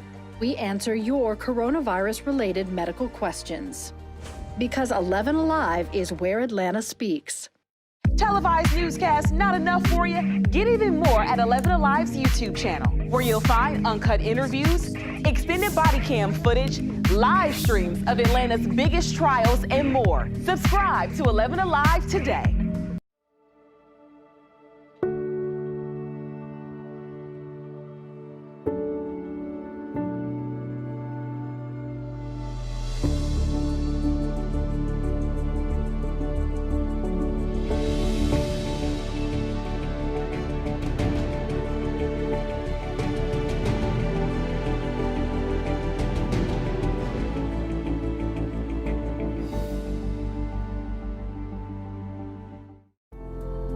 In times of great uncertainty, some things become more clear. The things we take for granted, the people we depend on daily. Here at 11Alive, we'd like to say thank you. First responders, medical staff, sanitation workers, truck drivers, postal workers, and every brave Georgian doing their part to make a difference. We see you, we hear you, and we appreciate all that you do.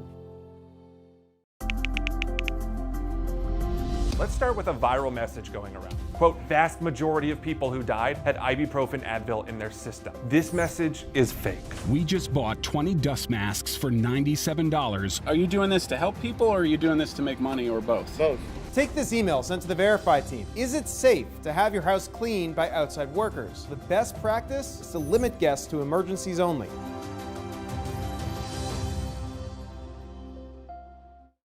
We know things are changing every day, but we're here with you. Continuous COVID-19 coverage during Primetime. 19 tiny newborns will one day have quite a story to tell. They survived Hurricane Laura thanks to a team of heroic nurses who stay behind to care for them while the Category 4 storm raged outside. NBC's Morgan Chesky has the story. 1 week ago, it was a desperate race against time.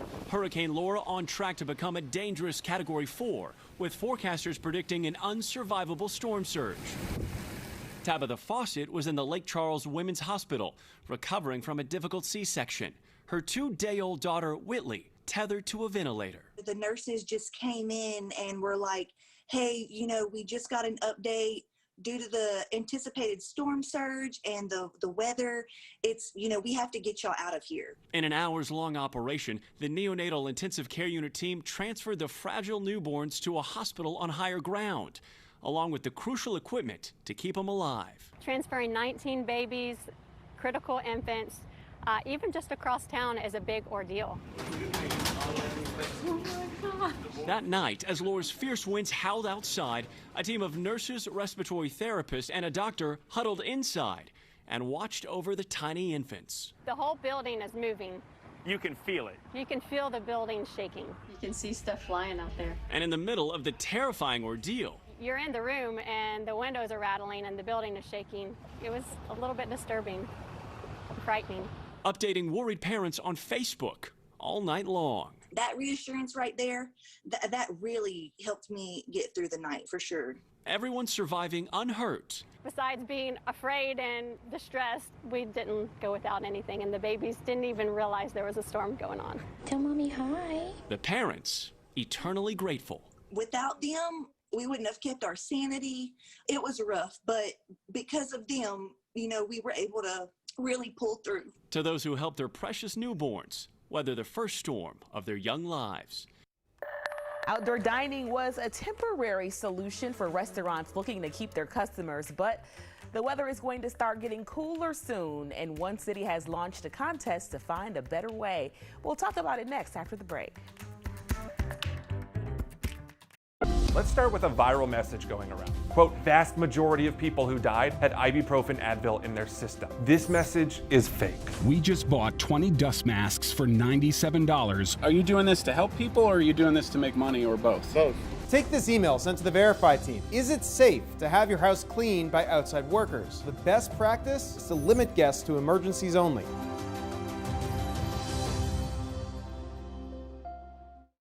We know things are changing every day, but we're here with you. Continuous COVID-19 coverage during primetime. We're committed to giving you facts, not fear. On 11Alive News Primetime, weeknights from 8 to 11 on WATF. There are everyday actions to help prevent the spread of respiratory diseases. Wash your hands. Avoid close contact with people who are sick. Avoid touching your eyes, nose, and mouth. Stay home when you are sick. Cover your cough or sneeze. Clean and disinfect frequently touched objects with household cleaning spray. For more information, visit cdc.gov/COVID-19. This message brought to you by the National Association of Broadcasters and this station.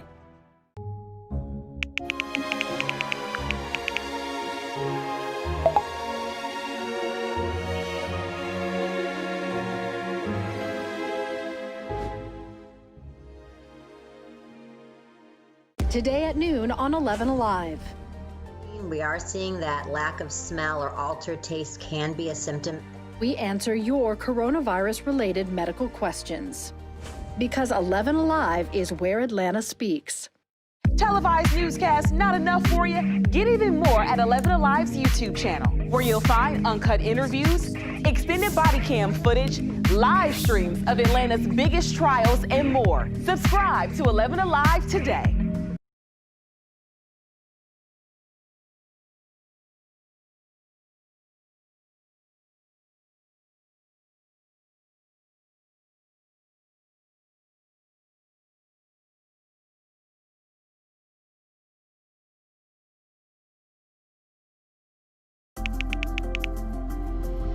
Let's start with a viral message going around. Quote, vast majority of people who died had ibuprofen Advil in their system. This message is fake.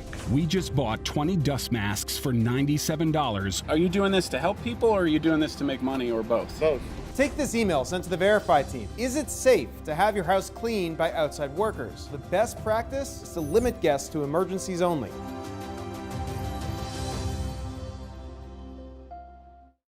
We know things are changing every day, but we're here with you. Continuous COVID-19 coverage during primetime. We're committed to giving you facts, not fear. On 11Alive News Primetime, weeknights from 8 to 11.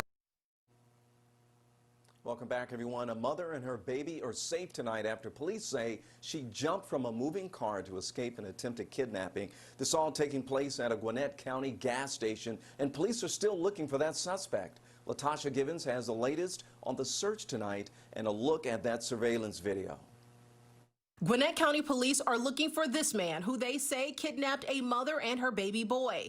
The surveillance video captured at an Exxon gas station off Boggs Road shows the terrifying moment on August 18th. At the top right corner of your screen, you can see when the woman pulls into the parking lot and gets out of her car. As she was eating her dinner, she was approached by a male who had walked up from down the roadway. Corporal Colin Flynn says the suspect immediately became violent. He indicated that he had a gun, punched the woman several times in the face, and forced her to get in the back seat of the car. Police say the suspect sped off with the woman and the one-year-old in the back seat. He told her that he was going to choke her and kill her, and so she decided the best course of action was to grab her one-year-old child and jump from the moving car. The mother suffered road rash from jumping out of the car, but investigators say the child's car seat protected him from being hurt. Detectives believe this was a crime of opportunity because the woman was alone outside of her car, away from the others in the parking lot. There were several patrons and customers of the business who are walking in and out of the business, and you can tell they have no idea what's actually happening off to the side.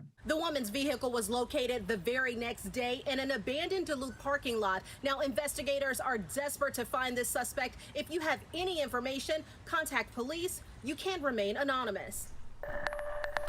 Those showers that we've been tracking out there tonight are pretty much falling apart. We still have some up in northeast Georgia that still have a little bit of moderate rain with them, and we had a little bit of lightning with these up in Lumpkin County. See that right there, that lightning left over? This is between Suches and Dahlonega, moving up toward the north and to the east. And the main thing that we're dealing with now is rain.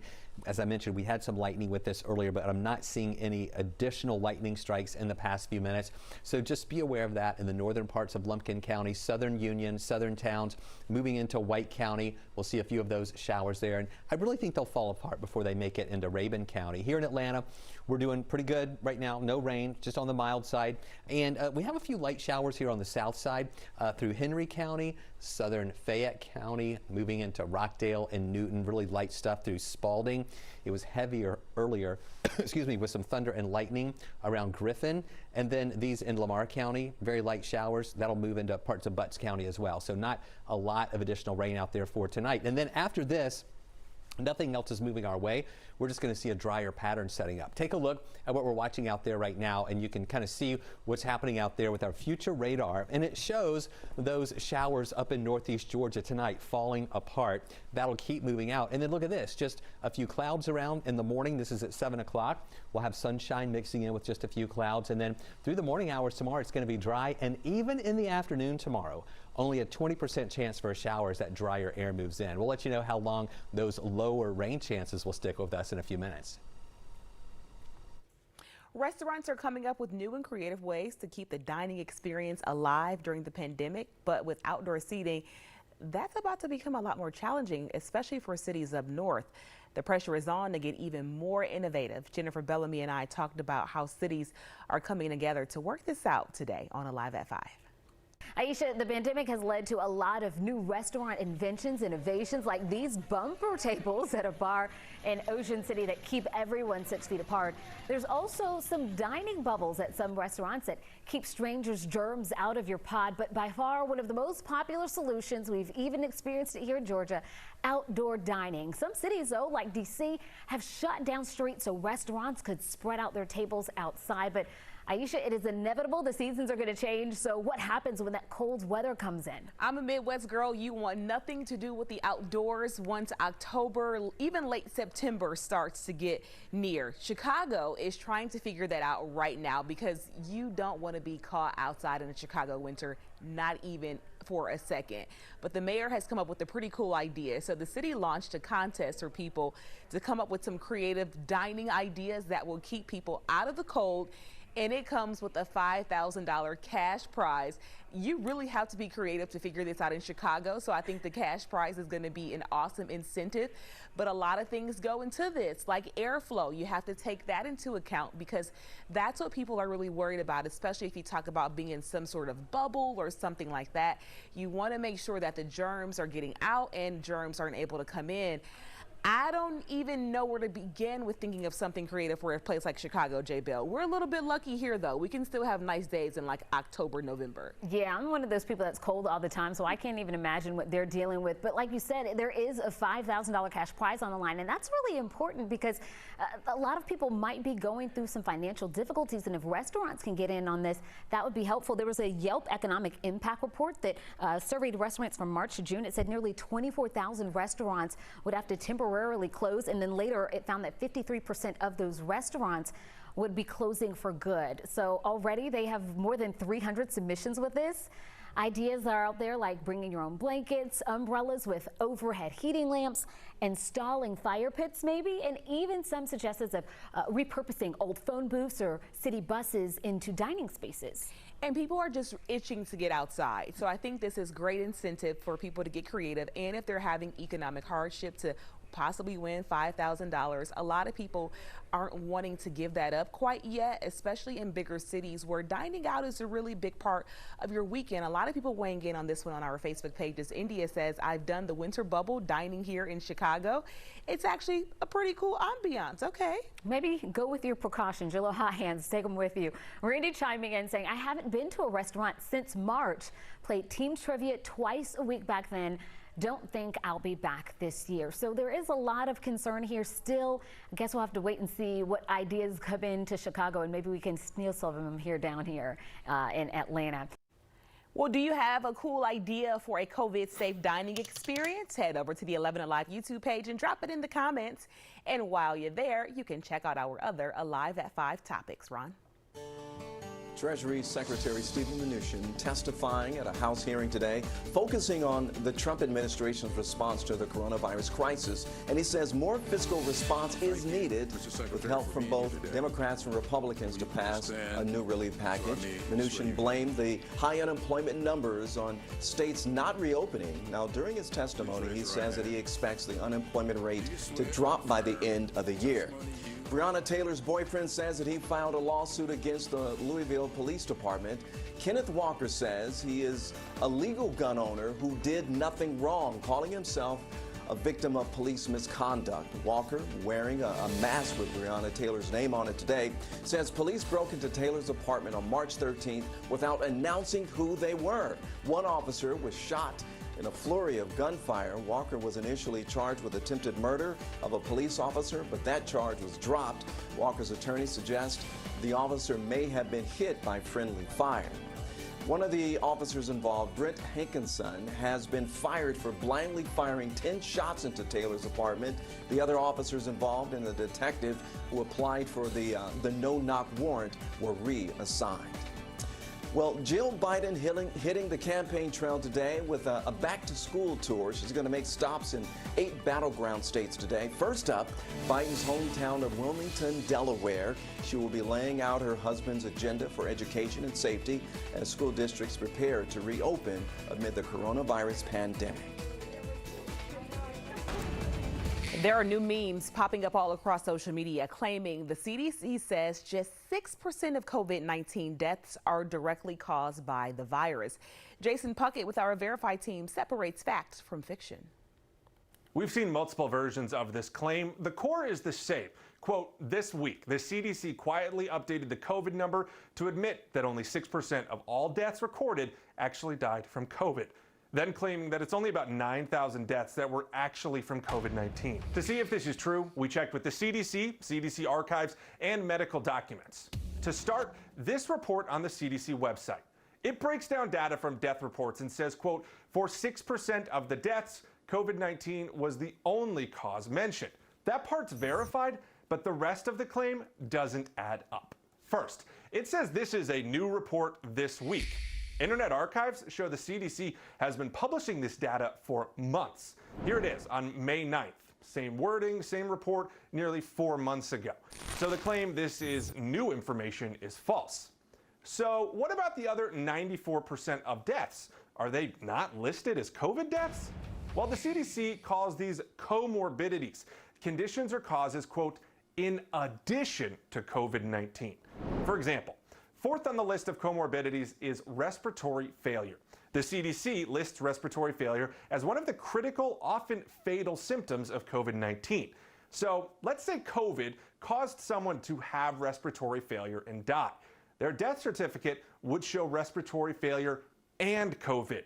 The easiest way to see this is by looking at a real death certificate example. Death certificates list a cause of death and other contributing conditions.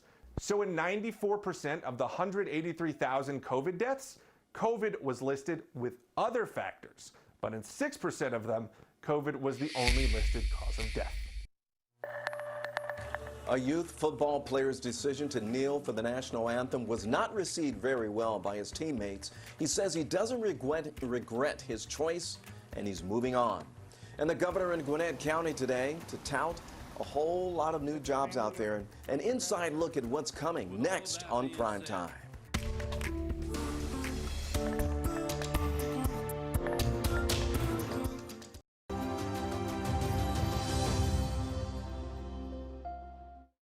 We know things are changing every day, but we're here with you. Continuous COVID-19 coverage during Primetime. We're committed to giving you facts, not fear. On 11Alive News Primetime, weeknights from 8 to 11 on WATF. There are everyday actions to help prevent the spread of respiratory diseases. Wash your hands. Avoid close contact with people who are sick. Avoid touching your eyes, nose, and mouth. Stay home when you are sick. Cover your cough or sneeze. Clean and disinfect frequently touched objects with household cleaning spray. For more information, visit cdc.gov/COVID-19. This message brought to you by the National Association of Broadcasters and this station.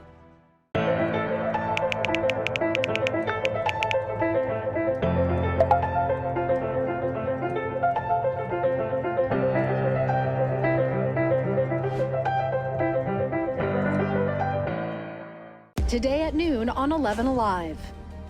We are seeing that lack of smell or altered taste can be a symptom. We answer your coronavirus-related medical questions. Because 11Alive is where Atlanta speaks.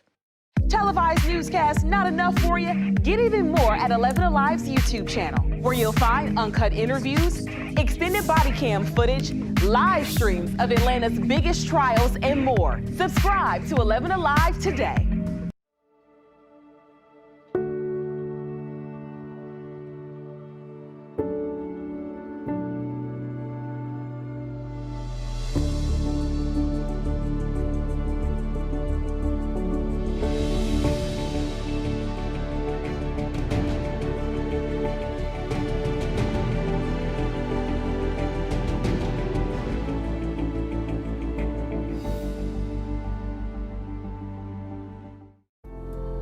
In times of great uncertainty, some things become more clear.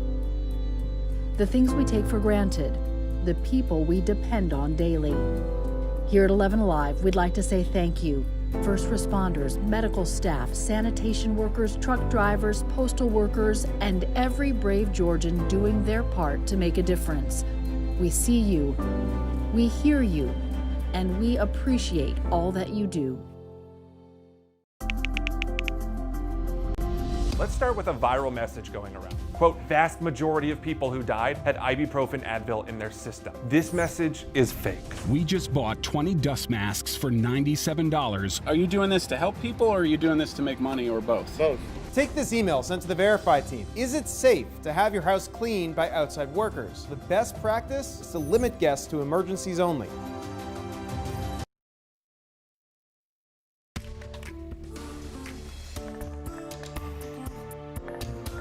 A youth football player says his decision to kneel during the national anthem was sparked by a feeling inside that said he had to speak up. 11-year-old Elijah, like a lot of young people, were just really trying to figure out how to make an impact and make his voice heard. As thousands protest racial injustice, he hoped his team would support his decision. But his family says that wasn't the case. Naima Abdullahi spoke with him about why he decided to move on from that team. Since we aired Elijah's story last week, if a lot of other people do it, we can change the world. His family says he's received a lot of social media praise for taking a knee during a recent game, something that he was inspired to do after participating in the Atlanta protests a few months ago. And on the other hand, he's received harsh criticism too. It hasn't been received so well to everyone. It's very disappointing. His parents tell me that the young athlete who played for the Brooks Bears youth football team for the last 4 years in Metro Atlanta now no longer wears that jersey.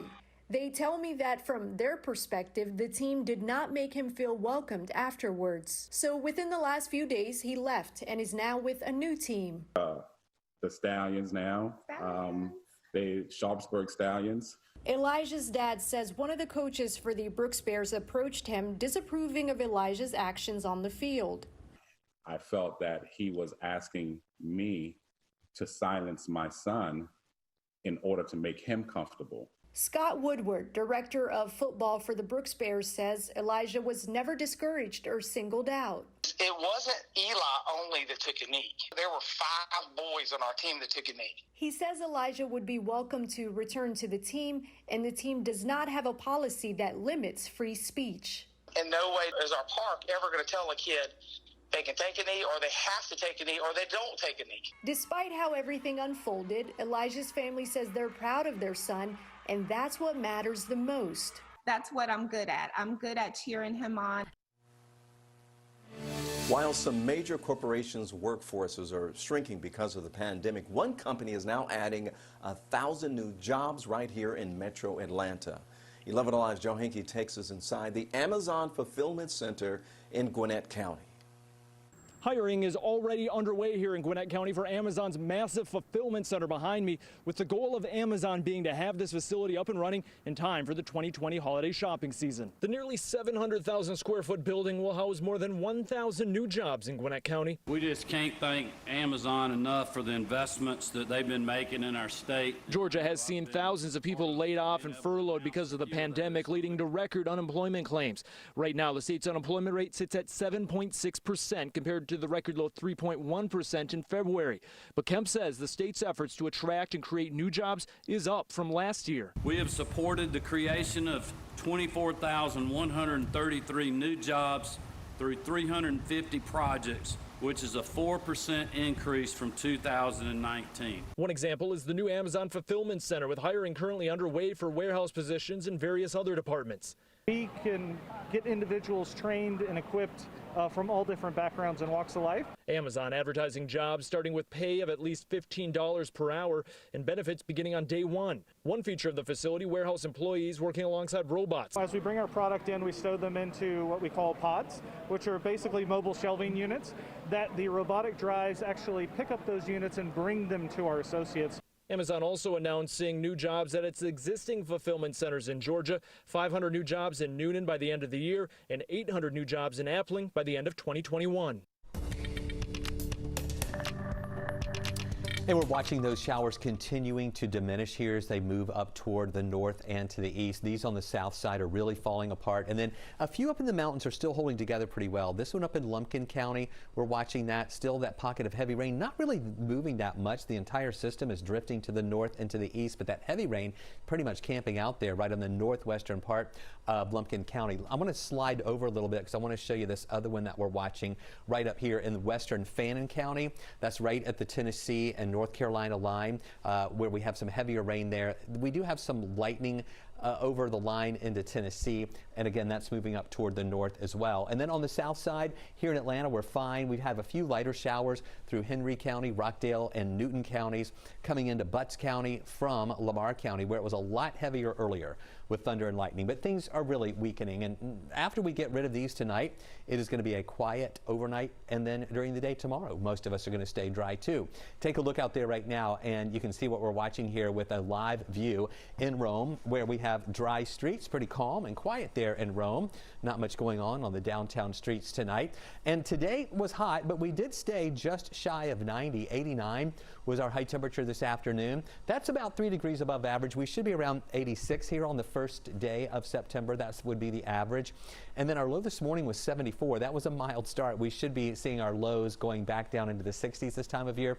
We did pick up 0.13 of an inch of rain earlier today, and that surplus 14 inches above where we should be in rainfall for the year. Take a look at the weather headlines. This is what we're going to be watching with drier air moving in over the next couple of days. It's still going to be muggy and humid out there, but we'll have lower rain chances, not as many of those showers around. Rain chance tomorrow is only going to be at about 20%, but with those rain chances going down, seeing a little more sunshine, we're going to bring more of that heat back in with our high temperatures tomorrow. That'll be in the lower 90s. So we're in the 80s now. We'll be in the 80s through about 11 o'clock, and then 70s during the overnight hours, mid 70s to start in the morning, and then climbing quickly during the day with the dry start. In fact, we'll eventually top off around 92 for a high in the afternoon with a mixture of sunshine and clouds. We're going to go with an 8 on the wasometer, only a 20% chance for a shower. In fact, take a look at the forecast track. We've been talking about those showers falling apart. Everything does diminish overnight. In the morning, we will be dry here to start, and then at lunchtime, mostly sunny to partly cloudy skies, not a bad day, and in the afternoon,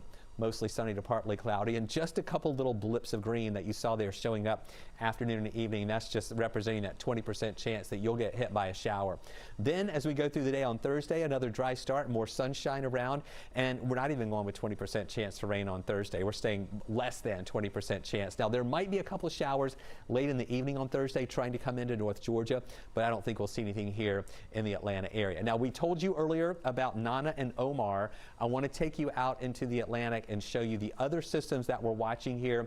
One of these, the one in yellow in the central Atlantic, has a 20 to 30% chance of development over the next 2 to 5 days. This one coming off the coast of Africa, once it gets out over water and in this development zone right here, it'll go up to about a 60% chance of development, so we'll keep an eye on that. Omar and Nana won't have any impact on the United States, but we'll watch those two out in the Atlantic to see what happens as they move westward too. 92 for a high tomorrow, 93 Thursday with dry weather, 92 Friday, still dry, back to a 20% chance for a shower Saturday, and then a 30% chance Sunday, back to 40% Monday and Tuesday. Don't be overly concerned. I know Labor Day, you're thinking, oh no, it's going to rain. It's just the scattered afternoon pop-up shower variety. Next on Primetime, camping during COVID, how the pandemic has changed the way family vacations look these days.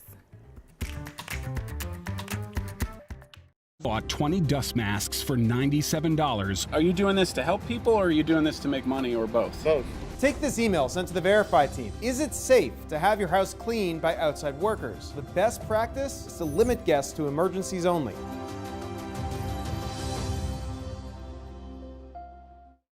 We know things are changing every day, but we're here with you.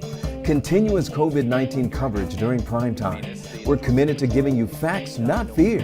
On 11Alive News Primetime, weeknights from 8 to 11 on WATF.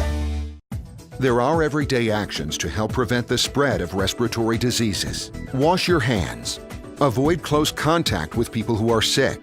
Avoid touching your eyes, nose, and mouth. Stay home when you are sick. Cover your cough or sneeze. Clean and disinfect frequently touched objects with household cleaning spray. For more information, visit cdc.gov/COVID-19. This message brought to you by the National Association of Broadcasters and this station.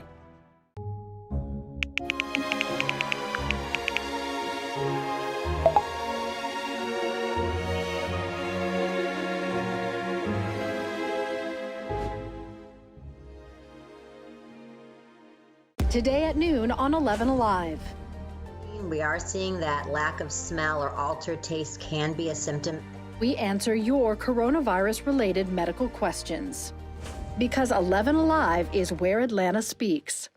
Televised newscasts not enough for you? Get even more at 11Alive's YouTube channel, where you'll find uncut interviews, extended body cam footage, live streams of Atlanta's biggest trials, and more. Subscribe to 11Alive today.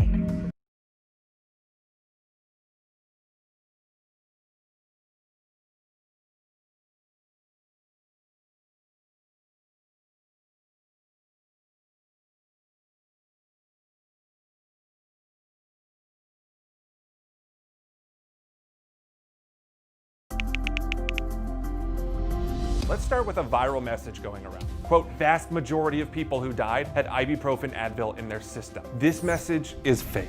We just bought 20 dust masks for $97. Are you doing this to help people or are you doing this to make money or both? Both. Take this email sent to the Verify team. Is it safe to have your house cleaned by outside workers? The best practice is to limit guests to emergencies only.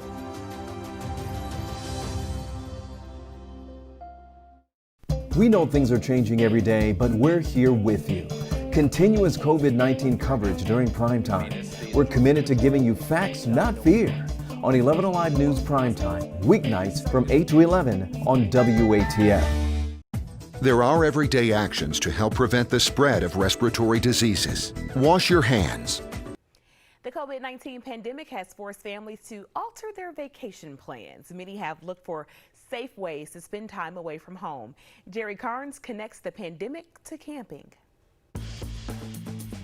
The coronavirus pandemic has been camping out in our lives much longer than expected. It has a lot of people who want to travel and still social distance, thinking about the great outdoors. Here's the connection between COVID-19 and camping. Some campgrounds around the country report while nearby hotels are empty, they are full some weekends. A survey by Campgrounds of America indicates many people who've been cooped up at home are either planning a camping trip or considering one. Nearly half of the people surveyed say they plan to replace a canceled trip with one that involves camping. 1/3 of the people questioned say they've never considered a camping trip until now. NPD Market Research Group reports sales of camping-related items are up as much as 50%. Some businesses report a spike in RV sales. Drier weather tomorrow, less than 20% chance for a shower Wednesday with highs near 92. No rain chances Thursday and Friday, back to 20% Saturday, and then 30 to 40% chance for Sunday, Monday, and Tuesday. Stick around, Prime Time rolls on at 10 with Jeff Hellinger and myself.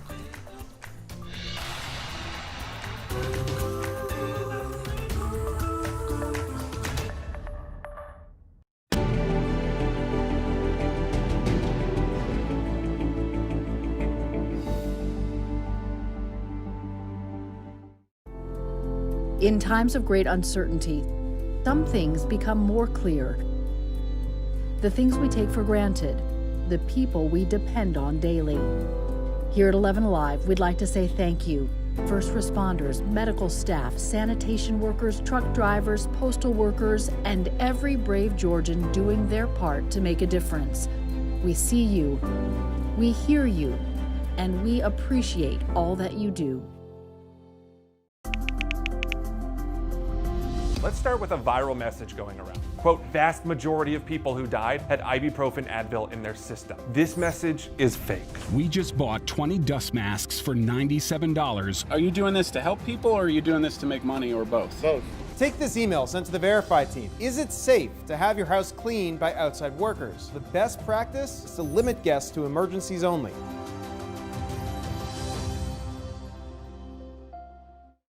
We know things are changing every day, but we're here with you. Continuous COVID-19 coverage during Primetime. We're committed to giving you facts, not fear.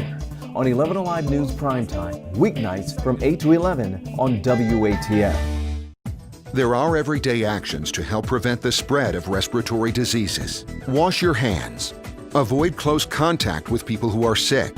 Avoid touching your eyes, nose, and mouth. Stay home when you are sick.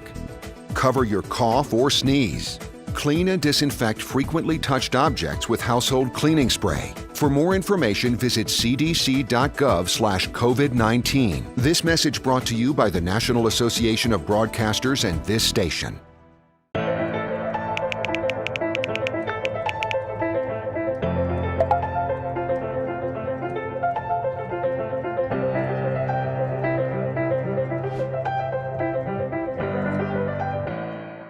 Today at noon on 11Alive. We are seeing that lack of smell or altered taste can be a symptom. We answer your coronavirus-related medical questions. Because 11Alive is where Atlanta speaks. Televised newscasts not enough for you? Get even more at 11Alive's YouTube channel, where you'll find uncut interviews, extended body cam footage, live streams of Atlanta's biggest trials, and more. Subscribe to 11Alive today.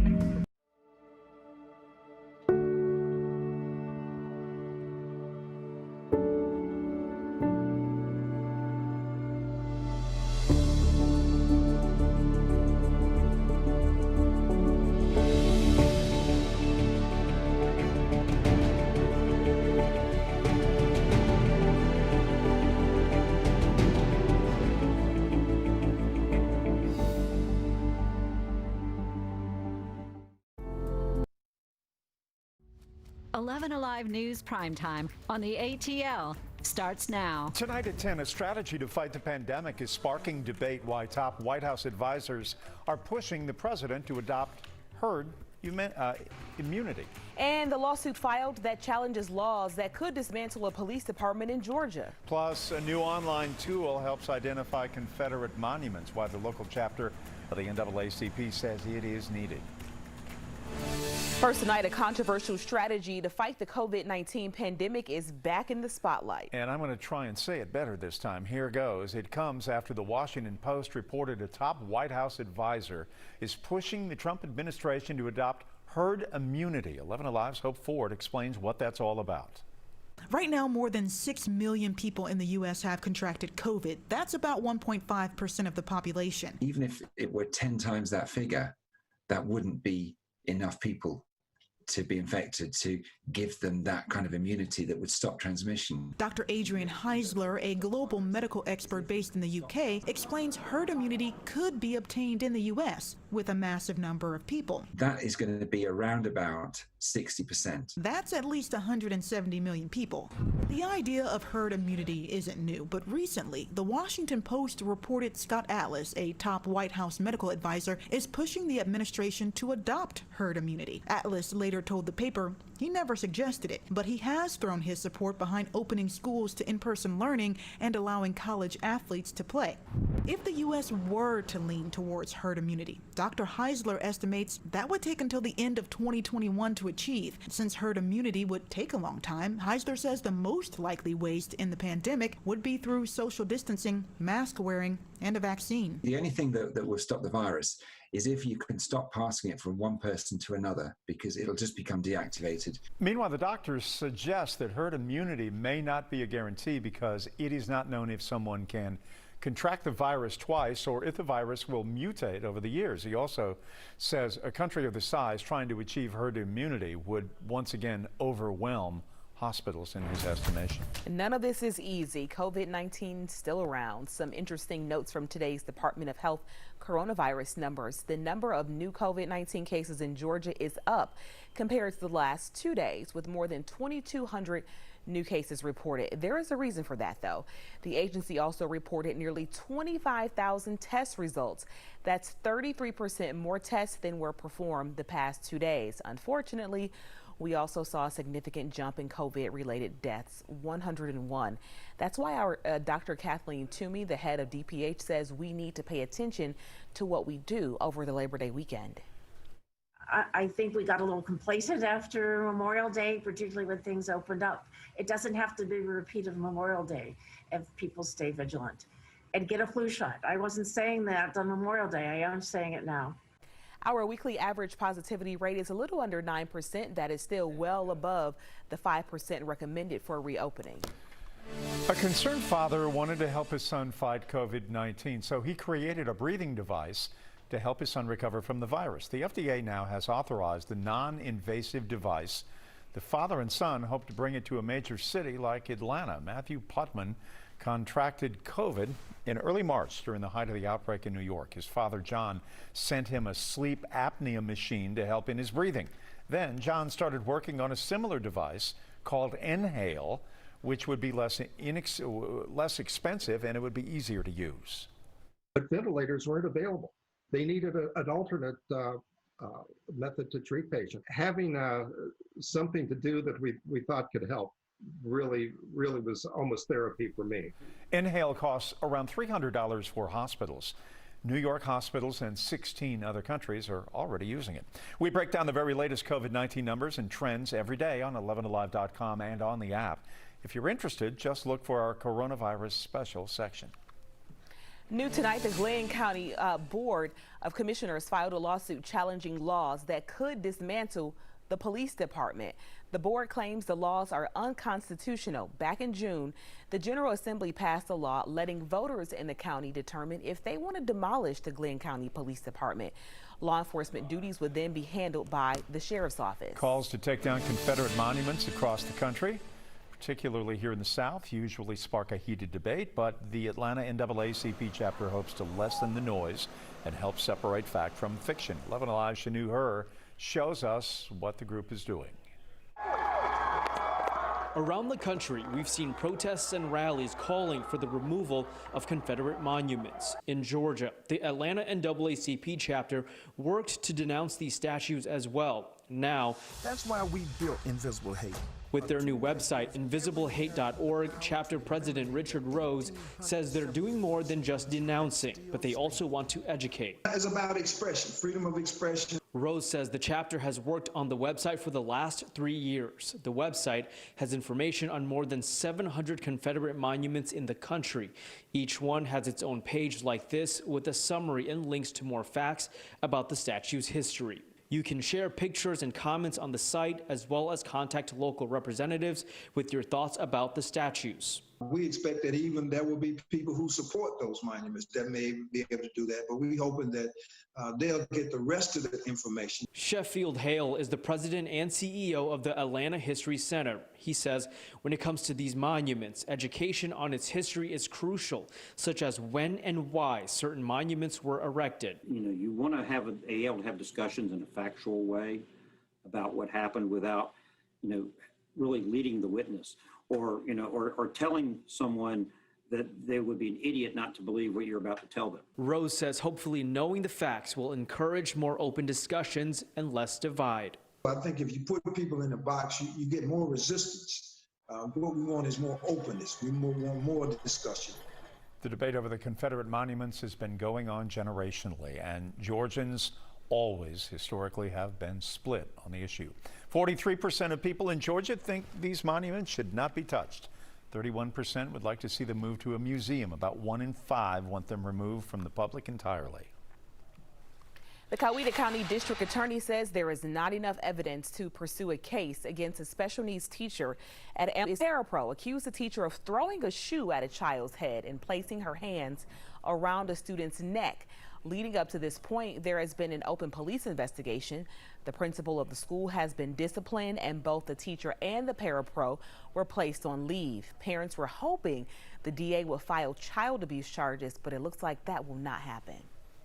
In a statement, the DA says the office reviewed the evidence and interviewed students, but concluded the allegations cannot be proven beyond a reasonable doubt, and the DA's office will not be filing charges. A mother and her baby are safe tonight after police say she jumped from a moving car in an effort to escape an attempted kidnapping. It all happened at a Gwinnett County gas station. Both are lucky to be alive. Police are still looking for this man. He is the suspect. Latasha Givens has the very latest on the search tonight and a look at the surveillance video. Gwinnett County police are looking for this man who they say kidnapped a mother and her baby boy. The surveillance video captured at an Exxon gas station off Boggs Road shows the terrifying moment on August 18th. At the top right corner of your screen, you can see when the woman pulls into the parking lot and gets out of her car. As she was eating her dinner, she was approached by a male who had walked up from down the roadway. Corporal Colin Flynn says the suspect immediately became violent. He indicated that he had a gun, punched the woman several times in the face, and forced her to get in the back seat of the car. Police say the suspect sped off with the woman and the one-year-old in the back seat. He told her that he was going to choke her and kill her, and so she decided the best course of action was to grab her one-year-old child and jump from the moving car. The mother suffered road rash from jumping out of the car, but investigators say the child's car seat protected him from being hurt. Detectives believe this was a crime of opportunity because the woman was alone outside of her car, away from the others in the parking lot. There were several patrons and customers of the business who are walking in and out of the business, and you can tell they have no idea what's actually happening off to the side. The woman's vehicle was located the very next day in an abandoned Duluth parking lot. Now investigators are desperate to find this suspect. If you have any information, contact police. You can remain anonymous. Dozens of Black former franchise owners, including 14 from Atlanta, are suing McDonald's for racial discrimination. According to our partners at the Atlanta Business Chronicle, the lawsuit accuses McDonald's of steering Black franchisees to open restaurants in, quote, bad neighborhoods, like areas with high crime or a large homeless population, while giving better locations to white franchisees. The plaintiffs also say Black owners were forced to make expensive renovations while white operators were not. They claim many were pressured to sell at a loss through increased rent and unreasonable restrictions. The lawsuit also claims McDonald's actions resulted in Black owners losing more than 200 restaurants nationwide. McDonald's denies all of the allegations, releasing a statement saying the company is committed to the diversity and equal opportunity of the McDonald's system. The franchise owners are seeking a jury trial and damages. 39 missing children recovered in Georgia, one of the biggest stories in the country last week, but with different claims starting to spread on social media. We're verifying facts for you about what happened. We're tracking a few of those isolated showers that are showing signs of diminishing as they move to the north and to the east. Once these get out of here, we've got some drier days ahead. We'll break that down for you coming up. And more. Subscribe to 11Alive today.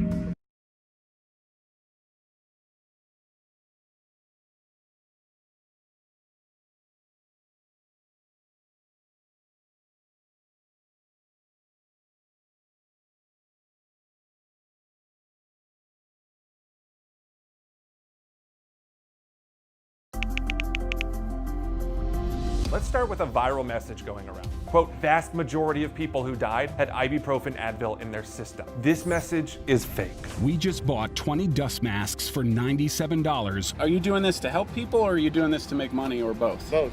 Take this email sent to the Verify team. Is it safe to have your house cleaned by outside workers? The best practice is to limit guests to emergencies only.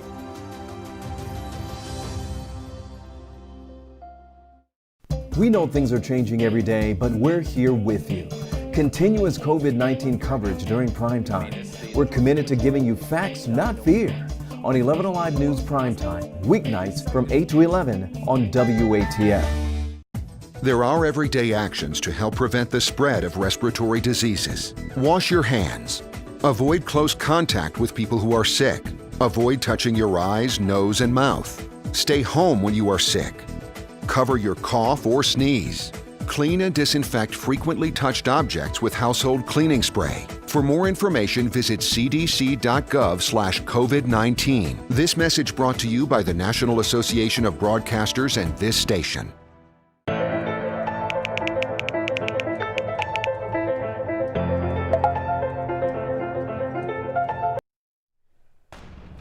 We are separating fact from fiction on a story that we have been following tonight. There is speculation about the recent rescue of 39 children reported missing in Georgia. I've seen this story so many different ways floating online. There are rumors on social media that all of them were found in one mobile home on the same day. Ron Jones verifies. Our source is the U.S. Marshal's Office and Senior Inspector Josue Rivera. This post has been shared more than 34,000 times. It says, can anyone explain to me why finding 39 missing kids in a double-wide trailer in Georgia not the biggest story on the planet? Facebook even labeled the post as false information. We brought these claims to Inspector Rivera, who helped lead Operation Not Forgotten. These were all kids that were at risk for to be exploited. Rivera says, first of all, this was not part of an organized ring. The children were reported missing in Georgia, but were found at different locations across the country. We knew that they were missing, and we were actually trying to locate specific children that met that criteria, so that we didn't just stumble on them in a trailer or anything like that. So we can verify these claims on social media are false. The 39 children were not found in one day in a double-wide trailer in Georgia. Authorities think around 15 children are survivors of sex trafficking. They say at least 9 people were arrested in the operation. Have you seen a claim online that needs to be verified? Send us an email at verify@11alive.com. Chief Meteorologist Chris Holcomb joins us now with our 7-day forecast. When can we expect cooler temperatures? Another month? You know, next week we are going to feel some cooler air, actually a little cooler than average. Now, it's still not going to be, 50 and 60 degrees, but we're talking about low to mid 80s and lows in the 60s. So it's going to be a nice little cooler feel to the air with below average temperatures for next week. But until then, it's going to be hot. In fact, tomorrow, it's going to be even hotter than it was out there today when we topped off at 89 degrees. And we had a few clouds around today. We were tracking a few showers. A lot of those are diminishing now. We do have some showers still up in North Georgia. These that were hanging out with some moderate rain there in the northwestern parts of Lumpkin are finally falling apart. The light stuff in North Lumpkin near Suches, moving into North White, also into Union Towns and into Rabun County. A few light showers. This one's still pretty heavy. That's in the northwestern parts of Fannin County, right there on the line to Tennessee and near the North Carolina line as well. This had a little bit of lightning with it earlier, and that's also going to be falling apart as it moves to the north and east. We're finding Atlanta now a few lighter showers over to the east in Rockdale and Newton County, also in Butts County, some showers left over. These were heavier earlier in Pike, Lamar, Spalding County, southern parts of Fayette and into Henry County, but it's all falling apart now. And once this gets out of here, we're going to have some drier air that's going to start filtering in, and tomorrow's rain chances on the low end, only at about 20%. So take a look at what we're watching out there. Here's a live view. This is our tower cam in Rome, where the roads are dry. Nice quiet night in Rome. The flag's just barely moving there with a little bit of a breeze, so very nice and comfortable. Still kind of on the mild side though. Tomorrow, we're going to see temperatures back up into the 90s at 92 degrees after a mild morning at 74. Going to go within 8 on the wasometer. Not a bad day. Just a 20% chance for a shower with more sunshine mixing in with a few clouds at times. That's why we think those temperatures will be hotter than we had out there for today. Now, here's the forecast track. This is showing any of those lingering showers that are falling apart tonight. It's going to be dry overnight. Then in the morning, this is at 7. We'll have a mixture of sunshine and clouds out there to start the day. At lunchtime, mostly sunny to partly cloudy skies. And then look at this. In the afternoon, usually between noon and 4 and 5 is when we'd start seeing some of the green showing up on the map with those showers that will bubble up in the heat and humidity. We're not really seeing much of that tomorrow. Only a 20% chance for a shower late tomorrow into the afternoon and early evening hours. And then on Thursday, a mostly sunny start. Noontime sunny, In the afternoon, mostly sunny skies too, only a couple of showers possible in far north Georgia, but I'm not expecting anything here in Atlanta. And this drier pattern is going to persist into Friday as well. Now, let me show you what's going on with Tropical Storm Nana. This is down in the Caribbean, all right? This is a tropical storm that formed today, max winds of about 50 miles an hour, moving west. So that's going to take it in toward Central America, around Belize, where it could be a hurricane late tomorrow night and into Thursday. And then as it moves inland, it falls apart, and we will not have any really impacts from that system here. The other one that we were tracking for you last night, the tropical depression, it became Omar around 5 o'clock today with the advisory. That's going to continue moving toward the north and also to the east, and then it's just going to fall apart. It's only going to be about 40-mile-an-hour winds. That's what it is right now. Not a big storm at all from Omar. And then there are two other systems that we're watching. So there's Omar, here's Nana. But if you go out into the Atlantic, you see a couple of storms there. One of them coming off the Africa. Another one in the central parts of the Atlantic has a 20 to 30% chance of development. The one coming off the coast of Africa, once it gets over water and into this development zone, it's got about a 60% chance of developing. So we'll keep watching that too. The next name on the list after Omar is Paulette. So we'll see if Paulette forms there. 92 for a high Wednesday, 93 Thursday, 92 Friday, and 90 on Saturday, with each day low rain chances. We really don't think we'll have any rain chances Thursday and Friday, then just 20% chance Saturday. Sunday and Monday, back up to 30 to 40% chance for rain. Not raining all day on those days. I know this is a long holiday weekend, maybe just some pop-up showers. Tuesday, 40% chance for showers too. And Jeff, there you have it. Those temperatures back to the mid-80s, and I think we'll see more of those, even low to mid-80s for the rest of next week. Take a look at your weather wow moment. This is from Mike Wallace in Rome. This is from earlier this morning. Beautiful shot of just some of the fog that was there in northwest Georgia this morning. Nice green grass from all the water that we've been having lately.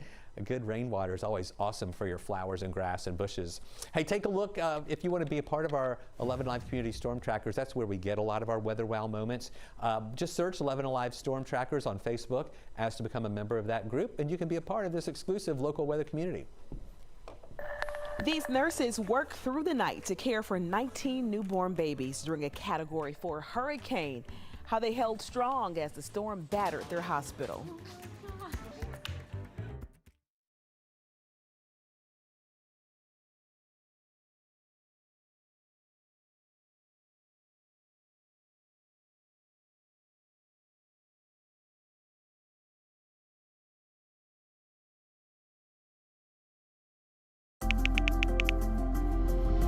Let's start with a viral message going around. Quote, vast majority of people who died had ibuprofen Advil in their system. This message is fake. We just bought 20 dust masks for $97. Are you doing this to help people, or are you doing this to make money, or both? Both.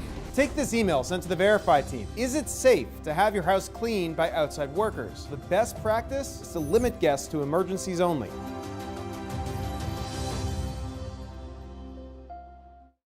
We know things are changing every day, but we're here with you. Continuous COVID-19 coverage during Primetime. We're committed to giving you facts, not fear. On 11Alive News Primetime, weeknights from 8 to 11 on WATF. There are everyday actions to help prevent the spread of respiratory diseases. Wash your hands. Avoid close contact with people who are sick. Avoid touching your eyes, nose, and mouth. Stay home when you are sick. Cover your cough or sneeze. Clean and disinfect frequently touched objects with household cleaning spray. For more information, visit cdc.gov/COVID-19. This message brought to you by the National Association of Broadcasters and this station.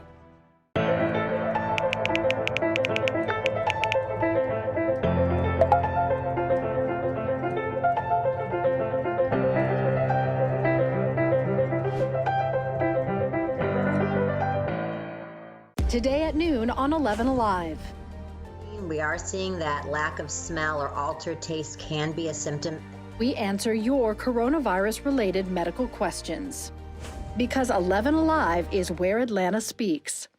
Televised newscasts not enough for you? Get even more at 11Alive's YouTube channel, where you'll find uncut interviews, extended body cam footage, live streams of Atlanta's biggest trials, and more. Subscribe to 11Alive today.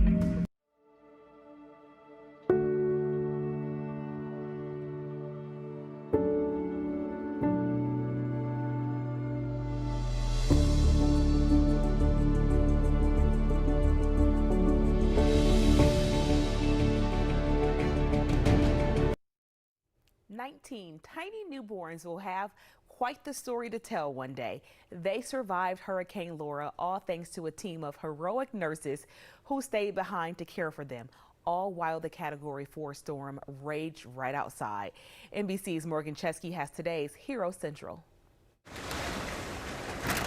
1 week ago, it was a desperate race against time. Hurricane Laura on track to become a dangerous Category 4, with forecasters predicting an unsurvivable storm surge. Tabitha Fawcett was in the Lake Charles Women's Hospital, recovering from a difficult C-section. Her 2-day-old daughter, Whitley, tethered to a ventilator. The nurses just came in and were like, hey, we just got an update. Due to the anticipated storm surge and the weather, we have to get y'all out of here. In an hours-long operation, the neonatal intensive care unit team transferred the fragile newborns to a hospital on higher ground, along with the crucial equipment to keep them alive. Transferring 19 babies, critical infants, even just across town is a big ordeal. That night, as Laura's fierce winds howled outside, a team of nurses, respiratory therapists, and a doctor huddled inside and watched over the tiny infants. The whole building is moving. You can feel it. You can feel the building shaking. You can see stuff flying out there. And in the middle of the terrifying ordeal, you're in the room and the windows are rattling and the building is shaking. It was a little bit disturbing, frightening. Updating worried parents on Facebook all night long. That reassurance right there, that really helped me get through the night for sure. Everyone surviving unhurt. Besides being afraid and distressed, we didn't go without anything, and the babies didn't even realize there was a storm going on. Tell mommy hi. The parents eternally grateful. Without them, we wouldn't have kept our sanity. It was rough, but because of them, we were able to really pull through. To those who helped their precious newborns weather the first storm of their young lives. I mean, Jeff, nurses are heroes anyway, but that just took it next level, and I'm sure those parents were so grateful. Amazing story. We have seen that story play out over the last week or so, and it is stirring every time you see it. Absolutely. Time for me to head out to get ready for Up Late. Coming up in about 35 minutes on 11Alive. I'll see you then. Great. Thank you, Aisha. Here's what's coming up on the Big 36. A youth football player's decision to kneel for the anthem not received well by his teammates. He says he doesn't regret his choice. He is 11 and he is moving on.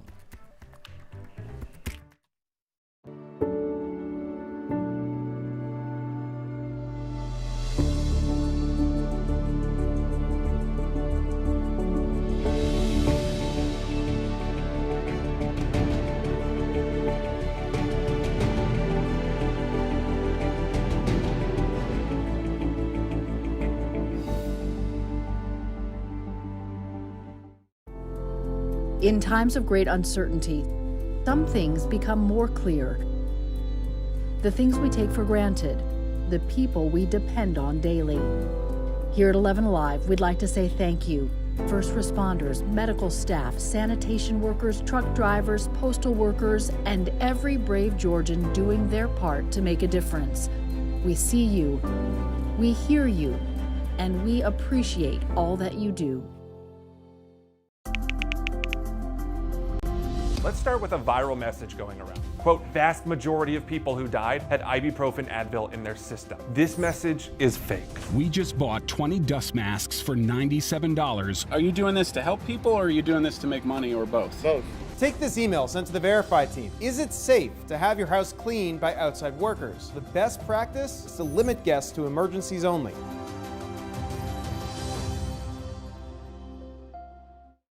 We know things are changing every day, but we're here with you. Continuous COVID-19 coverage during primetime. We're committed to giving you facts, not fear. On 11Alive News Primetime, weeknights from 8 to 11 on WATF. There are everyday actions to help prevent the spread of respiratory diseases. Wash your hands. Avoid close contact with people who are sick. Avoid touching your eyes, nose, and mouth. Stay home when you are sick. Cover your cough or sneeze. Clean and disinfect frequently touched objects with household cleaning spray. For more information, visit cdc.gov/COVID-19. This message brought to you by the National Association of Broadcasters and this station.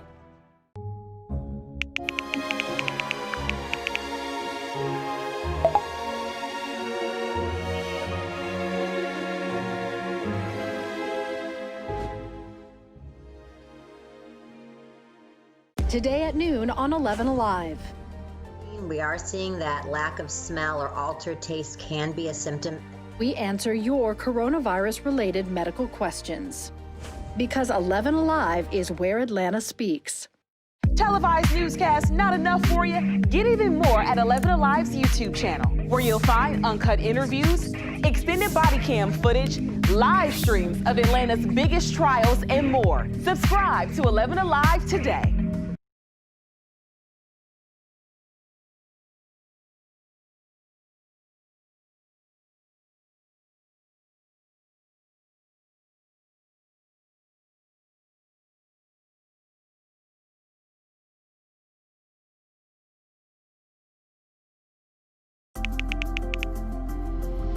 Let's start with a viral message going around. Quote, vast majority of people who died had ibuprofen Advil in their system. This message is fake. We just bought 20 dust masks for $97. Are you doing this to help people or are you doing this to make money or both? Both.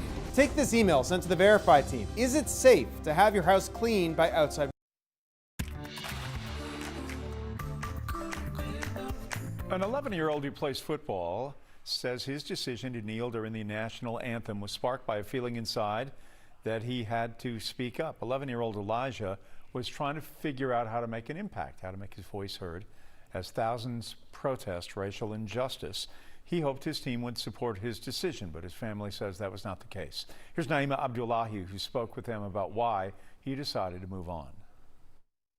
Since we aired Elijah's story last week, if a lot of other people do it, we can change the world. His family says he's received a lot of social media praise for taking a knee during a recent game, something that he was inspired to do after participating in the Atlanta protests a few months ago. And on the other hand, he's received harsh criticism too. It hasn't been received so well to everyone. It's very disappointing. His parents tell me that the young athlete who played for the Brooks Bears youth football team for the last 4 years in Metro Atlanta now no longer wears that jersey. They tell me that from their perspective, the team did not make him feel welcomed afterwards. So within the last few days, he left and is now with a new team. The Stallions now, the Sharpsburg Stallions. Elijah's dad says one of the coaches for the Brooks Bears approached him disapproving of Elijah's actions on the field. I felt that he was asking me to silence my son in order to make him comfortable. Scott Woodward, director of football for the Brooks Bears, says Elijah was never discouraged or singled out. It wasn't Eli only that took a knee. There were 5 boys on our team that took a knee. He says Elijah would be welcome to return to the team, and the team does not have a policy that limits free speech. In no way is our park ever going to tell a kid they can take a knee or they have to take a knee or they don't take a knee. Despite how everything unfolded, Elijah's family says they're proud of their son, and that's what matters the most. That's what I'm good at. I'm good at cheering him on. Breonna Taylor's boyfriend says he filed a lawsuit against the Louisville Police Department. Kenneth Walker says he is a legal gun owner who did nothing wrong, calling himself a victim of police misconduct. Walker, wearing a mask with Breonna Taylor's name on it today, says police broke into Taylor's apartment on March 13th without announcing who they were. One officer was shot in a flurry of gunfire. Walker was initially charged with attempted murder of a police officer, but that was dropped. Walker's attorney suggests the officer may have been hit by friendly fire. One of the officers involved, Brett Hankinson, has been fired for blindly firing 10 shots into Taylor's apartment. The other officers and the detective who applied for the no-knock warrant were reassigned. While some major corporations' workforces are shrinking because of the pandemic, one company is adding 1,000 new jobs here in Atlanta. Joe Hankey takes us inside the Amazon Fulfillment Center in Gwinnett County. Hiring is already underway here in Gwinnett County for Amazon's massive fulfillment center behind me, with the goal of Amazon being to have this facility up and running in time for the 2020 holiday shopping season. The nearly 700,000 square foot building will house more than 1,000 new jobs in Gwinnett County. We just can't thank Amazon enough for the investments that they've been making in our state. Georgia has seen thousands of people laid off and furloughed because of the pandemic, leading to record unemployment claims. Right now, the state's unemployment rate sits at 7.6% compared to the record low 3.1% in February. But Kemp says the state's efforts to attract and create new jobs is up from last year. We have supported the creation of 24,133 new jobs through 350 projects, which is a 4% increase from 2019. One example is the new Amazon Fulfillment Center, with hiring currently underway for warehouse positions in various other departments. We can get individuals trained and equipped from all different backgrounds and walks of life. Amazon advertising jobs starting with pay of at least $15 per hour and benefits beginning on day one. One feature of the facility, warehouse employees working alongside robots. As we bring our product in, we stow them into what we call pods, which are basically mobile shelving units that the robotic drives actually pick up those units and bring them to our associates. Amazon also announcing new jobs at its existing fulfillment centers in Georgia, 500 new jobs in Noonan by the end of the year, and 800 new jobs in Appling by the end of 2021. Georgia's Emergency Management and Homeland Security Agency has a new director. Chris Stallings is a former state trooper and current director of the Public Safety Dignitary Protection Unit. He will replace the current GEMA director, Homer Bryson, who is retiring. GEMA is a key part of the state's COVID-19 response team, leading virus safety measures and PPE distribution to schools. COVID-19 outbreaks at colleges across the country have prompted new guidance from the White House for those heading back to campus. The White House COVID-19 task force is asking schools to make sure diagnostic and surveillance testing are quick and comprehensive. It also wants to make sure that all universities can fully test, isolate, and contact trace. According to the recommendation, students should have a site to quarantine on or near campus and should not return to multi-generational households. As for the latest report yesterday, Georgia Tech has 716 cases on campus. That has been going on since March. Cases there have doubled in the last week. UGA reporting around 240 cases since March. Health experts are warning this could have an impact on the surrounding communities and really wherever else these students are traveling. Manhattan, Kansas is the home to Kansas State University. The mayor there says that outbreaks at the college could branch out and impact K through 12 schools, something she says those students can ill afford. If you're in higher education and college, you can probably handle an online class, but a second grader, third grader, they can't. The governor of New York also called colleges the canary in the coal mine. He says he's watching them closely as grade schools reopen. All over the country, from D.C. to L.A. and some cities in between, there has been a spike in murders. In Chicago, more than 30 children under the age of 18 have been shot and killed. And NBC's Tom Costello found out the pandemic and the economy seem to be adding gasoline on a simmering fire. It's happening across the country in cities big and small, a dramatic spike in homicides in Los Angeles, New York, in Nashville, in Denver. It's not okay that this surge in crime is impacting our vulnerable populations. An 89% increase in Minneapolis, more than 100% in Milwaukee. In Chicago, more than 505 deaths just this year. We got to be tired of this, because damn it, I'm tired of it. On July 4th, 7-year-old Natalie Wallace was killed while playing in the front yard as her family prepared to celebrate Independence Day. Police believe she was caught in retaliatory gunfire between gangs. 3 suspects have been arrested. I mean, it's just like that. Your whole life can change. Her father, single dad Nathan Wallace, still struggles to talk about it. She was your little girl? Yeah, my youngest. To feel like I couldn't protect her, I mean, that'll really hit you, really hurt your soul, you know. Violent crime is nothing new to Chicago, but this year has been exponentially bad. The number of kids 13 or younger killed in shootings has already surpassed all of last year. How you doing, sir? On the south side of Chicago, an army of orange shirts called Target Area walks the streets on a mission to stop violence before it starts in an area suffocating with unemployment, food insecurity, the loss of neighborhood schools, gangs, drugs, and guns. Amplifying all of it, the pandemic. More unemployment, more stress, tension with police, and desperation. When the coronavirus hit, it hit this community harder than it hit any other community. Autry Phillips is Target's executive director. People just don't care about a life anymore. That's important to us. We have to understand that we have to teach our kids. This summer, the Justice Department's Operation Legend has partnered federal agents with local police across 9 cities to crack down on violent crime, making 1,500 arrests. These arrests make a difference, and it will make a difference on our violent crime rate overall in Kansas City. Not to be confused with the federal agents sent to protest zones this summer. While crime and policing have become flashpoints in the presidential campaign, most experts say the violence is not related to demonstrations over racial inequality. And despite the jump in homicides, the nation's crime rate is still down sharply from the 1990s. Still, the pandemic and stalled economy have tensions and tempers running high. For Audrey Phillips, progress is measured one person at a time.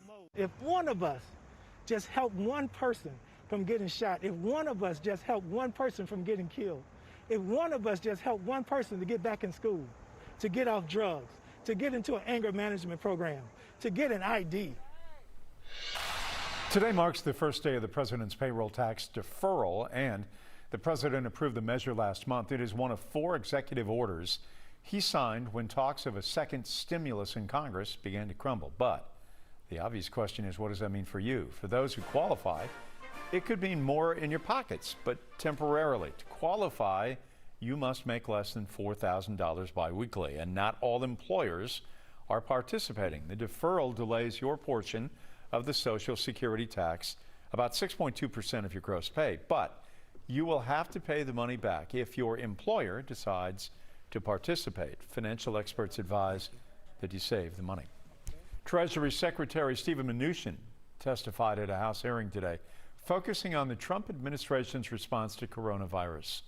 He said more fiscal response is needed, with help from both Democrats and Republicans to pass a new relief package. The secretary blamed the high unemployment numbers on states not reopening. During his testimony, he said he expects the unemployment rate to drop by the end of the year. President Trump in Kenosha, Wisconsin, amid ongoing protests over the shooting of Jacob Blake. Local leaders, including the mayor of that city, urged the president not to come as they work to heal. The president toured the site of the building that burned during the protests, and he met with local law enforcement. The president said he didn't plan to meet with the family of Jacob Blake, who was shot 7 times by a police officer. Blake survived and is now paralyzed. Joe Biden hitting the campaign trail today with a back-to-school tour. She will make stops in 8 battleground states. First up, Biden's hometown of Wilmington, Delaware. She will be laying out her husband's agenda for education and safety as school districts prepare to reopen amid the coronavirus pandemic. A twindemic may hit us this fall. Why health experts are worried about the flu and COVID-19 striking communities at the same time. We just got the latest advisories in before the 11 o'clock hour for both of our tropical storms, Omar and Nana. Nana is getting a little bit stronger. I'll show you the latest forecast tracks. Braves are going for a series win against the Red Sox in Fenway. One of their hitters did something that hasn't been done in 3 years. Highlights are coming up next.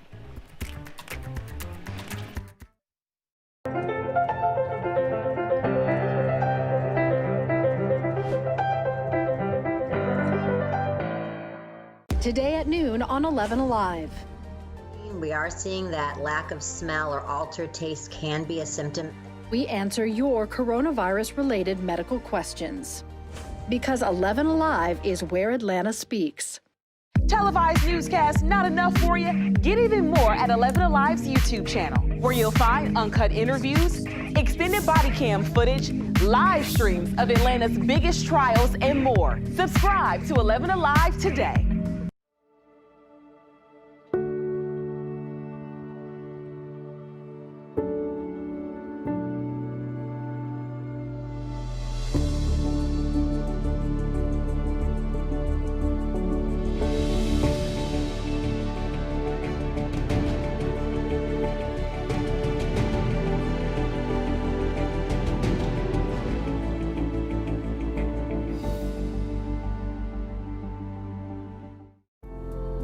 In times of great uncertainty, some things become more clear. The things we take for granted, the people we depend on daily. Here at 11Alive, we'd like to say thank you. First responders, medical staff, sanitation workers, truck drivers, postal workers, and every brave Georgian doing their part to make a difference. We see you, we hear you, and we appreciate all that you do. Let's start with a viral message going around. Quote, vast majority of people who died had ibuprofen Advil in their system. This message is fake. We just bought 20 dust masks for $97. Are you doing this to help people or are you doing this to make money or both? Both. Take this email sent to the Verify team. Is it safe to have your house cleaned by outside workers? The best practice is to limit guests to emergencies only.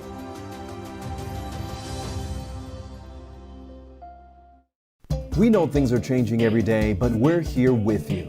Continuous COVID-19 coverage during primetime.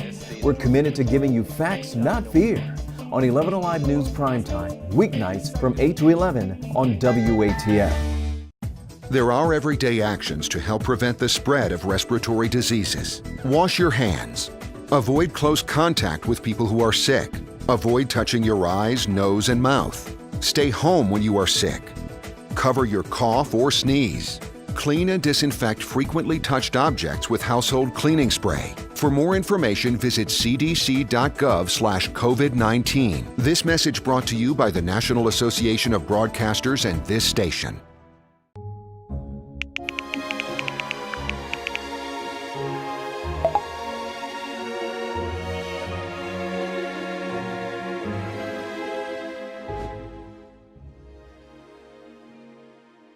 Today at noon on 11Alive. We are seeing that lack of smell or altered taste can be a symptom. We answer your coronavirus-related medical questions. Because 11Alive is where Atlanta speaks. Televised newscasts not enough for you? Get even more at 11Alive's YouTube channel, where you'll find uncut interviews, extended body cam footage, live streams of Atlanta's biggest trials. Health experts are worried about a twindemic this fall, the flu and COVID-19 striking communities at the same time. In addition to wearing face masks and social distancing, there's one more critical step they're urging Americans to take, and that's getting a flu shot.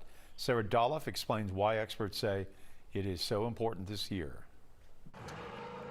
In Virginia, a drive-up vaccination event for back-to-school immunizations went so smoothly. We have it a little bit down to a science now, I think. The clinic and others are hoping to use a similar setup for flu shots. Girl, Health experts are strongly encouraging those 6 months and older to be immunized against influenza, sounding the alarm that flu season and COVID-19 could collide this fall with deadly results. We need to protect our hospitals and health workforce, already having to cope with COVID-19 from being overwhelmed. The CDC ordering an additional 9 million adult doses of the flu vaccine and another 2 million pediatric doses. This year, the vaccine is protecting against 4 strains of the flu. 3 was previously standard. And if you do still get sick despite the vaccine, health experts say your illness will be less severe and you're less likely to need hospitalization. We know that influenza vaccine is not perfect. It's a good vaccine, but we shouldn't let the perfect be the enemy of the good. Infectious disease specialist Dr. William Schaffner recommends getting the vaccine between mid-September and early November. We protect us, we protect people around us. In the past 3 flu seasons, less than half of U.S. adults received one, and as many as 61,000 people died each year. The pandemic making this year's flu vaccine more vital than ever. So, is it safe to get the flu shot during a pandemic? Health experts say it is, and if your healthcare provider is following guidelines laid out by the CDC, including the use of face masks and enhanced cleaning, it will certainly protect you. All right, I want to take a few minutes just to get you updated on the tropical developments that we had out there today. 2 tropical storms developed, and we told you about tropical depression 15, and Tropical Depression 16, and those then became our newest tropical storms. This one off the North Carolina coastline is a little bit weaker, and it formed second, so that got the name Omar. This one is a little stronger, and it formed first, and so this got the N name of Nana. And you can see it looks pretty impressive here. Air Force reconnaissance has been flying into it, and it's been showing signs of strengthening and getting a little better organized, and it is a tropical storm. But as it continues moving toward the west, we do think it is going to become a hurricane before it makes landfall, and that would be impacting mainly parts of Central America, right here around Belize, where we do have tropical storm warning in effect and a hurricane watch in effect as well. And then Honduras is also watching some of the potential impacts from the system as well. We do think it would become a Category 1 storm at some point during the day here on Wednesday, and then making landfall most likely around Belize for late Wednesday night into early on Thursday morning. This is the latest advisory that just came in. It's the 11 p.m. advisory that comes in just a little bit early. And then as it moves inland here over land, it is going to fall apart. And some of the models were indicating this could emerge back over the Pacific and strengthen again. But right now, we think it is going to fall apart early on Friday morning over land. And on this track, this isn't going to have any type of impact on us. Now, here's the other system that we were watching off the Carolina coast last night. It became a tropical storm around 5 o'clock this afternoon with the 5 p.m. forecast advisory package. It is really struggling. This is Omar. It has maximum sustained winds of 40 miles an hour, moving east-northeast, and it most likely is just going to stay a weak tropical storm for the next little while here through tomorrow night, and then become a depression and then a remnant low as it moves out into the Atlantic. And it's going to be a weak system. It moves away from land, no real impacts on the United States at all. And then, of course, as you know, we're nearing the peak of hurricane season, and we have a lot of activity. So there again is Omar.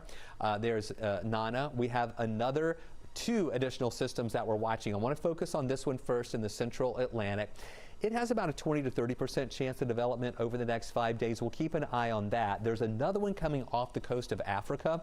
It's still over land. Once this emerges over water and then moves into this development zone right here, it's going to have about a 60% chance of developing over the next 5 days. And the next name on the list is Paulette. So we'll see if one of these will get that name depending on how they develop. So here's a look at those names. You can see what we're watching now. We're right now with Nana and Omar. Those are the active systems that we have right now. And then the next name on the list is Paulette, then Renee, Sally, Teddy, Vicky, and Wilfred. Now, we are not even to the peak of hurricane season yet. That is on September 10th. We are nearing that peak, but we have already used a lot of names. And if we make it through the end of the list, if we get to Wilfred and then we have additional storms, then we'll go to the Greek alphabet to name the storms after that. We've done that before. Back in 2005, we ran out of names and we had to use the Greek alphabet. So take a look at the forecast for the next 7 days. It's going to be hot the next few days and lower rain chances. Only a 20% chance for a shower Wednesday. No rain chances Thursday and Friday. Back to 20% Saturday, then 30 to 40% chance Sunday, Monday, and Tuesday. Chris, I'm hearing you talk about the Greek alphabet. I'm thinking about the Greek festival off Claremont Road, which is coming up very soon. I'm thinking about all that great food at the traditional Greek festival here in Atlanta. Okay, I'm drifting there on a Tuesday night. Here we go. Let's talk sports. Braves hitting the Red Sox with a 1-2 pitching punch. Max Fried last night, Ian Anderson tonight, as he is getting it done in Fenway. Anderson making his second career start. His first 2 major league starts against the Yankees and now the Red Sox. Tough stuff. Braves give him a lead early as Ozuna gets all of this one with a man on board. That makes it 2-0 Braves in the first inning. Anderson did nicely. 6 innings, 8 strikeouts, gave up 2 runs.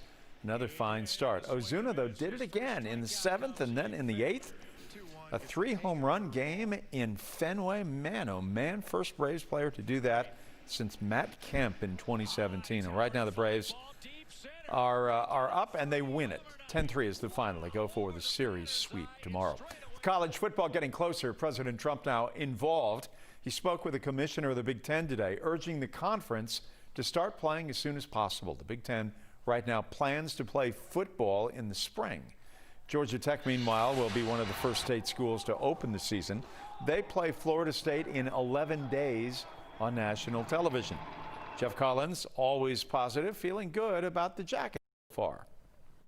Really proud of the guys that are returning, how they have picked up where we left off after the 6th day of spring ball, how they've continued to develop this culture and our mindset and our effort and those kind of things, and then embraced the development of this really, really talented signing class we were able to bring in. All right, mindset and effort, always good stuff for a college coach. No Tiger Woods at the Tour Championship this year, but the event at East Lake goes on. It will be Friday through Monday. The top 30 players in the FedEx Cup standings will play for a trophy and a whole lot of money. It's going to be very strange this week with no fans allowed because of the pandemic. Very odd. A few of the golfers already in town. We saw Xander Schauffele and others practicing today. Normally this tournament's a big one, the final of the year, but we still have the U.S. Open ahead and the Masters to come, so everything is upside down. Atlanta United return to the pitch tomorrow night for the first ever meeting with Inter Miami. That's a new club co-owned by David Beckham, where he will bend it like Beckham. Yes, unavoidable, that line, I'm afraid. The Five Stripes really need a win after Saturday's loss to Orlando, and the interim head coach, Stephen Glass, knows it will not be easy. They've got multiple threats, if you like. They can threaten wide, they can threaten through the middle, so we definitely need to be on our guard, but I think any game that we're at home with the players that we've got, we should be looking to take charge of the game. Team needs to be like Blondie. They need a heart of glass. We'll take a break. We're back right after this. Going around. Quote, vast majority of people who died had ibuprofen Advil in their system. This message is fake. We just bought 20 dust masks for $97. Are you doing this to help people or are you doing this to make money or both? Both. Take this email sent to the Verify team. Is it safe to have your house cleaned by outside workers? The best practice is to limit guests to emergencies only.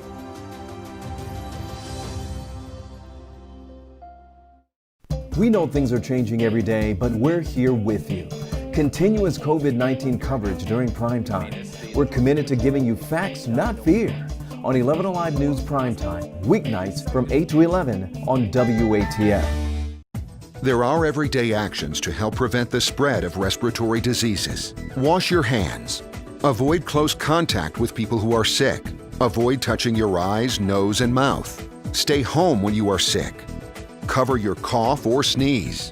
Clean and disinfect frequently touched objects with household cleaning spray. For more information, visit cdc.gov/COVID-19. This message brought to you by the National Association of Broadcasters and this station.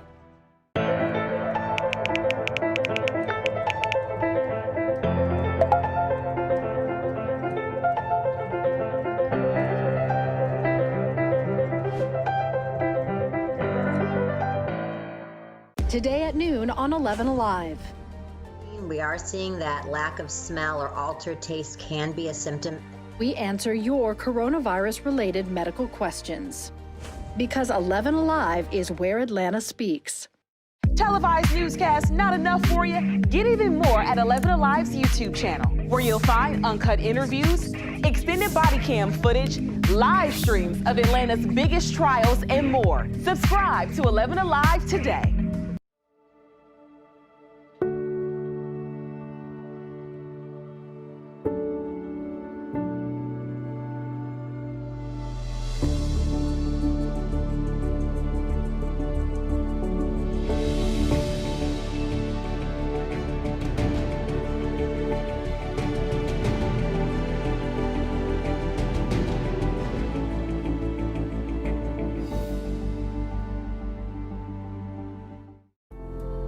In times of great uncertainty, some things become more clear. The things we take for granted, the people we depend on daily. Here at 11Alive, we'd like to say thank you. First responders, medical staff, sanitation workers, truck drivers, postal workers, and every brave Georgian doing their part to make a difference. We see you, we hear you, and we appreciate all that you do. Let's start with a viral message going around. Quote, vast majority of people who died had ibuprofen Advil in their system. We're going to see low rain chances tomorrow, only a 20% chance for some isolated showers in the afternoon. I really think most of us will make it through the day without any rain at all. Then as we go into Thursday, notice how those temperatures with the drier weather go up. We'll be up to 93 degrees Thursday, and we're not calling for any rain chances for Thursday and or Friday. By Saturday, we're back to a 20% chance for a shower, and then Sunday, Monday, and Tuesday, 30 to 40% chances for rain. I know this is ending up the long holiday weekend. However, it's not going to be a washout. We're just talking about the afternoon pop-up showers with cooler air next week. Mid-80s Monday and Tuesday, and I think we'll be in the low to mid-80s for the middle and end of next week, too. All right, Chris, thank you, and thank you for watching. We appreciate it. The news continues, 11alive.com. Home when you are sick. Cover your cough or sneeze. Clean and disinfect frequently touched objects with household cleaning spray. For more information, visit cdc.gov/COVID-19. This message brought to you by the National Association of Broadcasters and this station.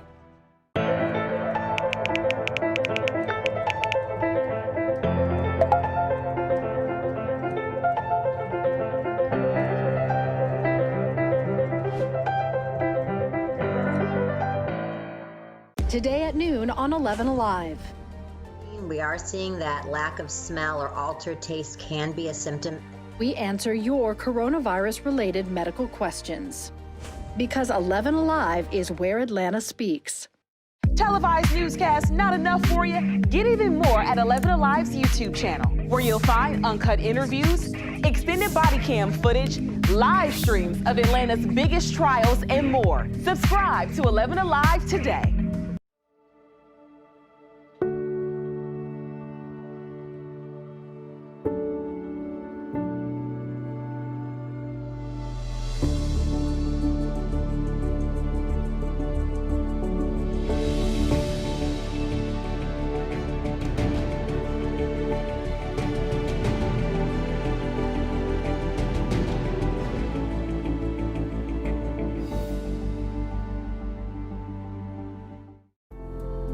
In times of great uncertainty, some things become more clear. The things we take for granted, the people we depend on daily. Here at 11Alive, we'd like to say thank you. First responders, medical staff, sanitation workers, truck drivers, postal workers, and every brave Georgian doing their part to make a difference. We see you, we hear you, and we appreciate all that you do. Let's start with a viral message going around. Quote, vast majority of people who died had ibuprofen Advil in their system. This message is fake. We just bought 20 dust masks for $97. Are you doing this to help people or are you doing this to make money or both? Both. Take this email sent to the Verify team. Is it safe to have your house cleaned by outside workers? The best practice is to limit guests to emergencies only.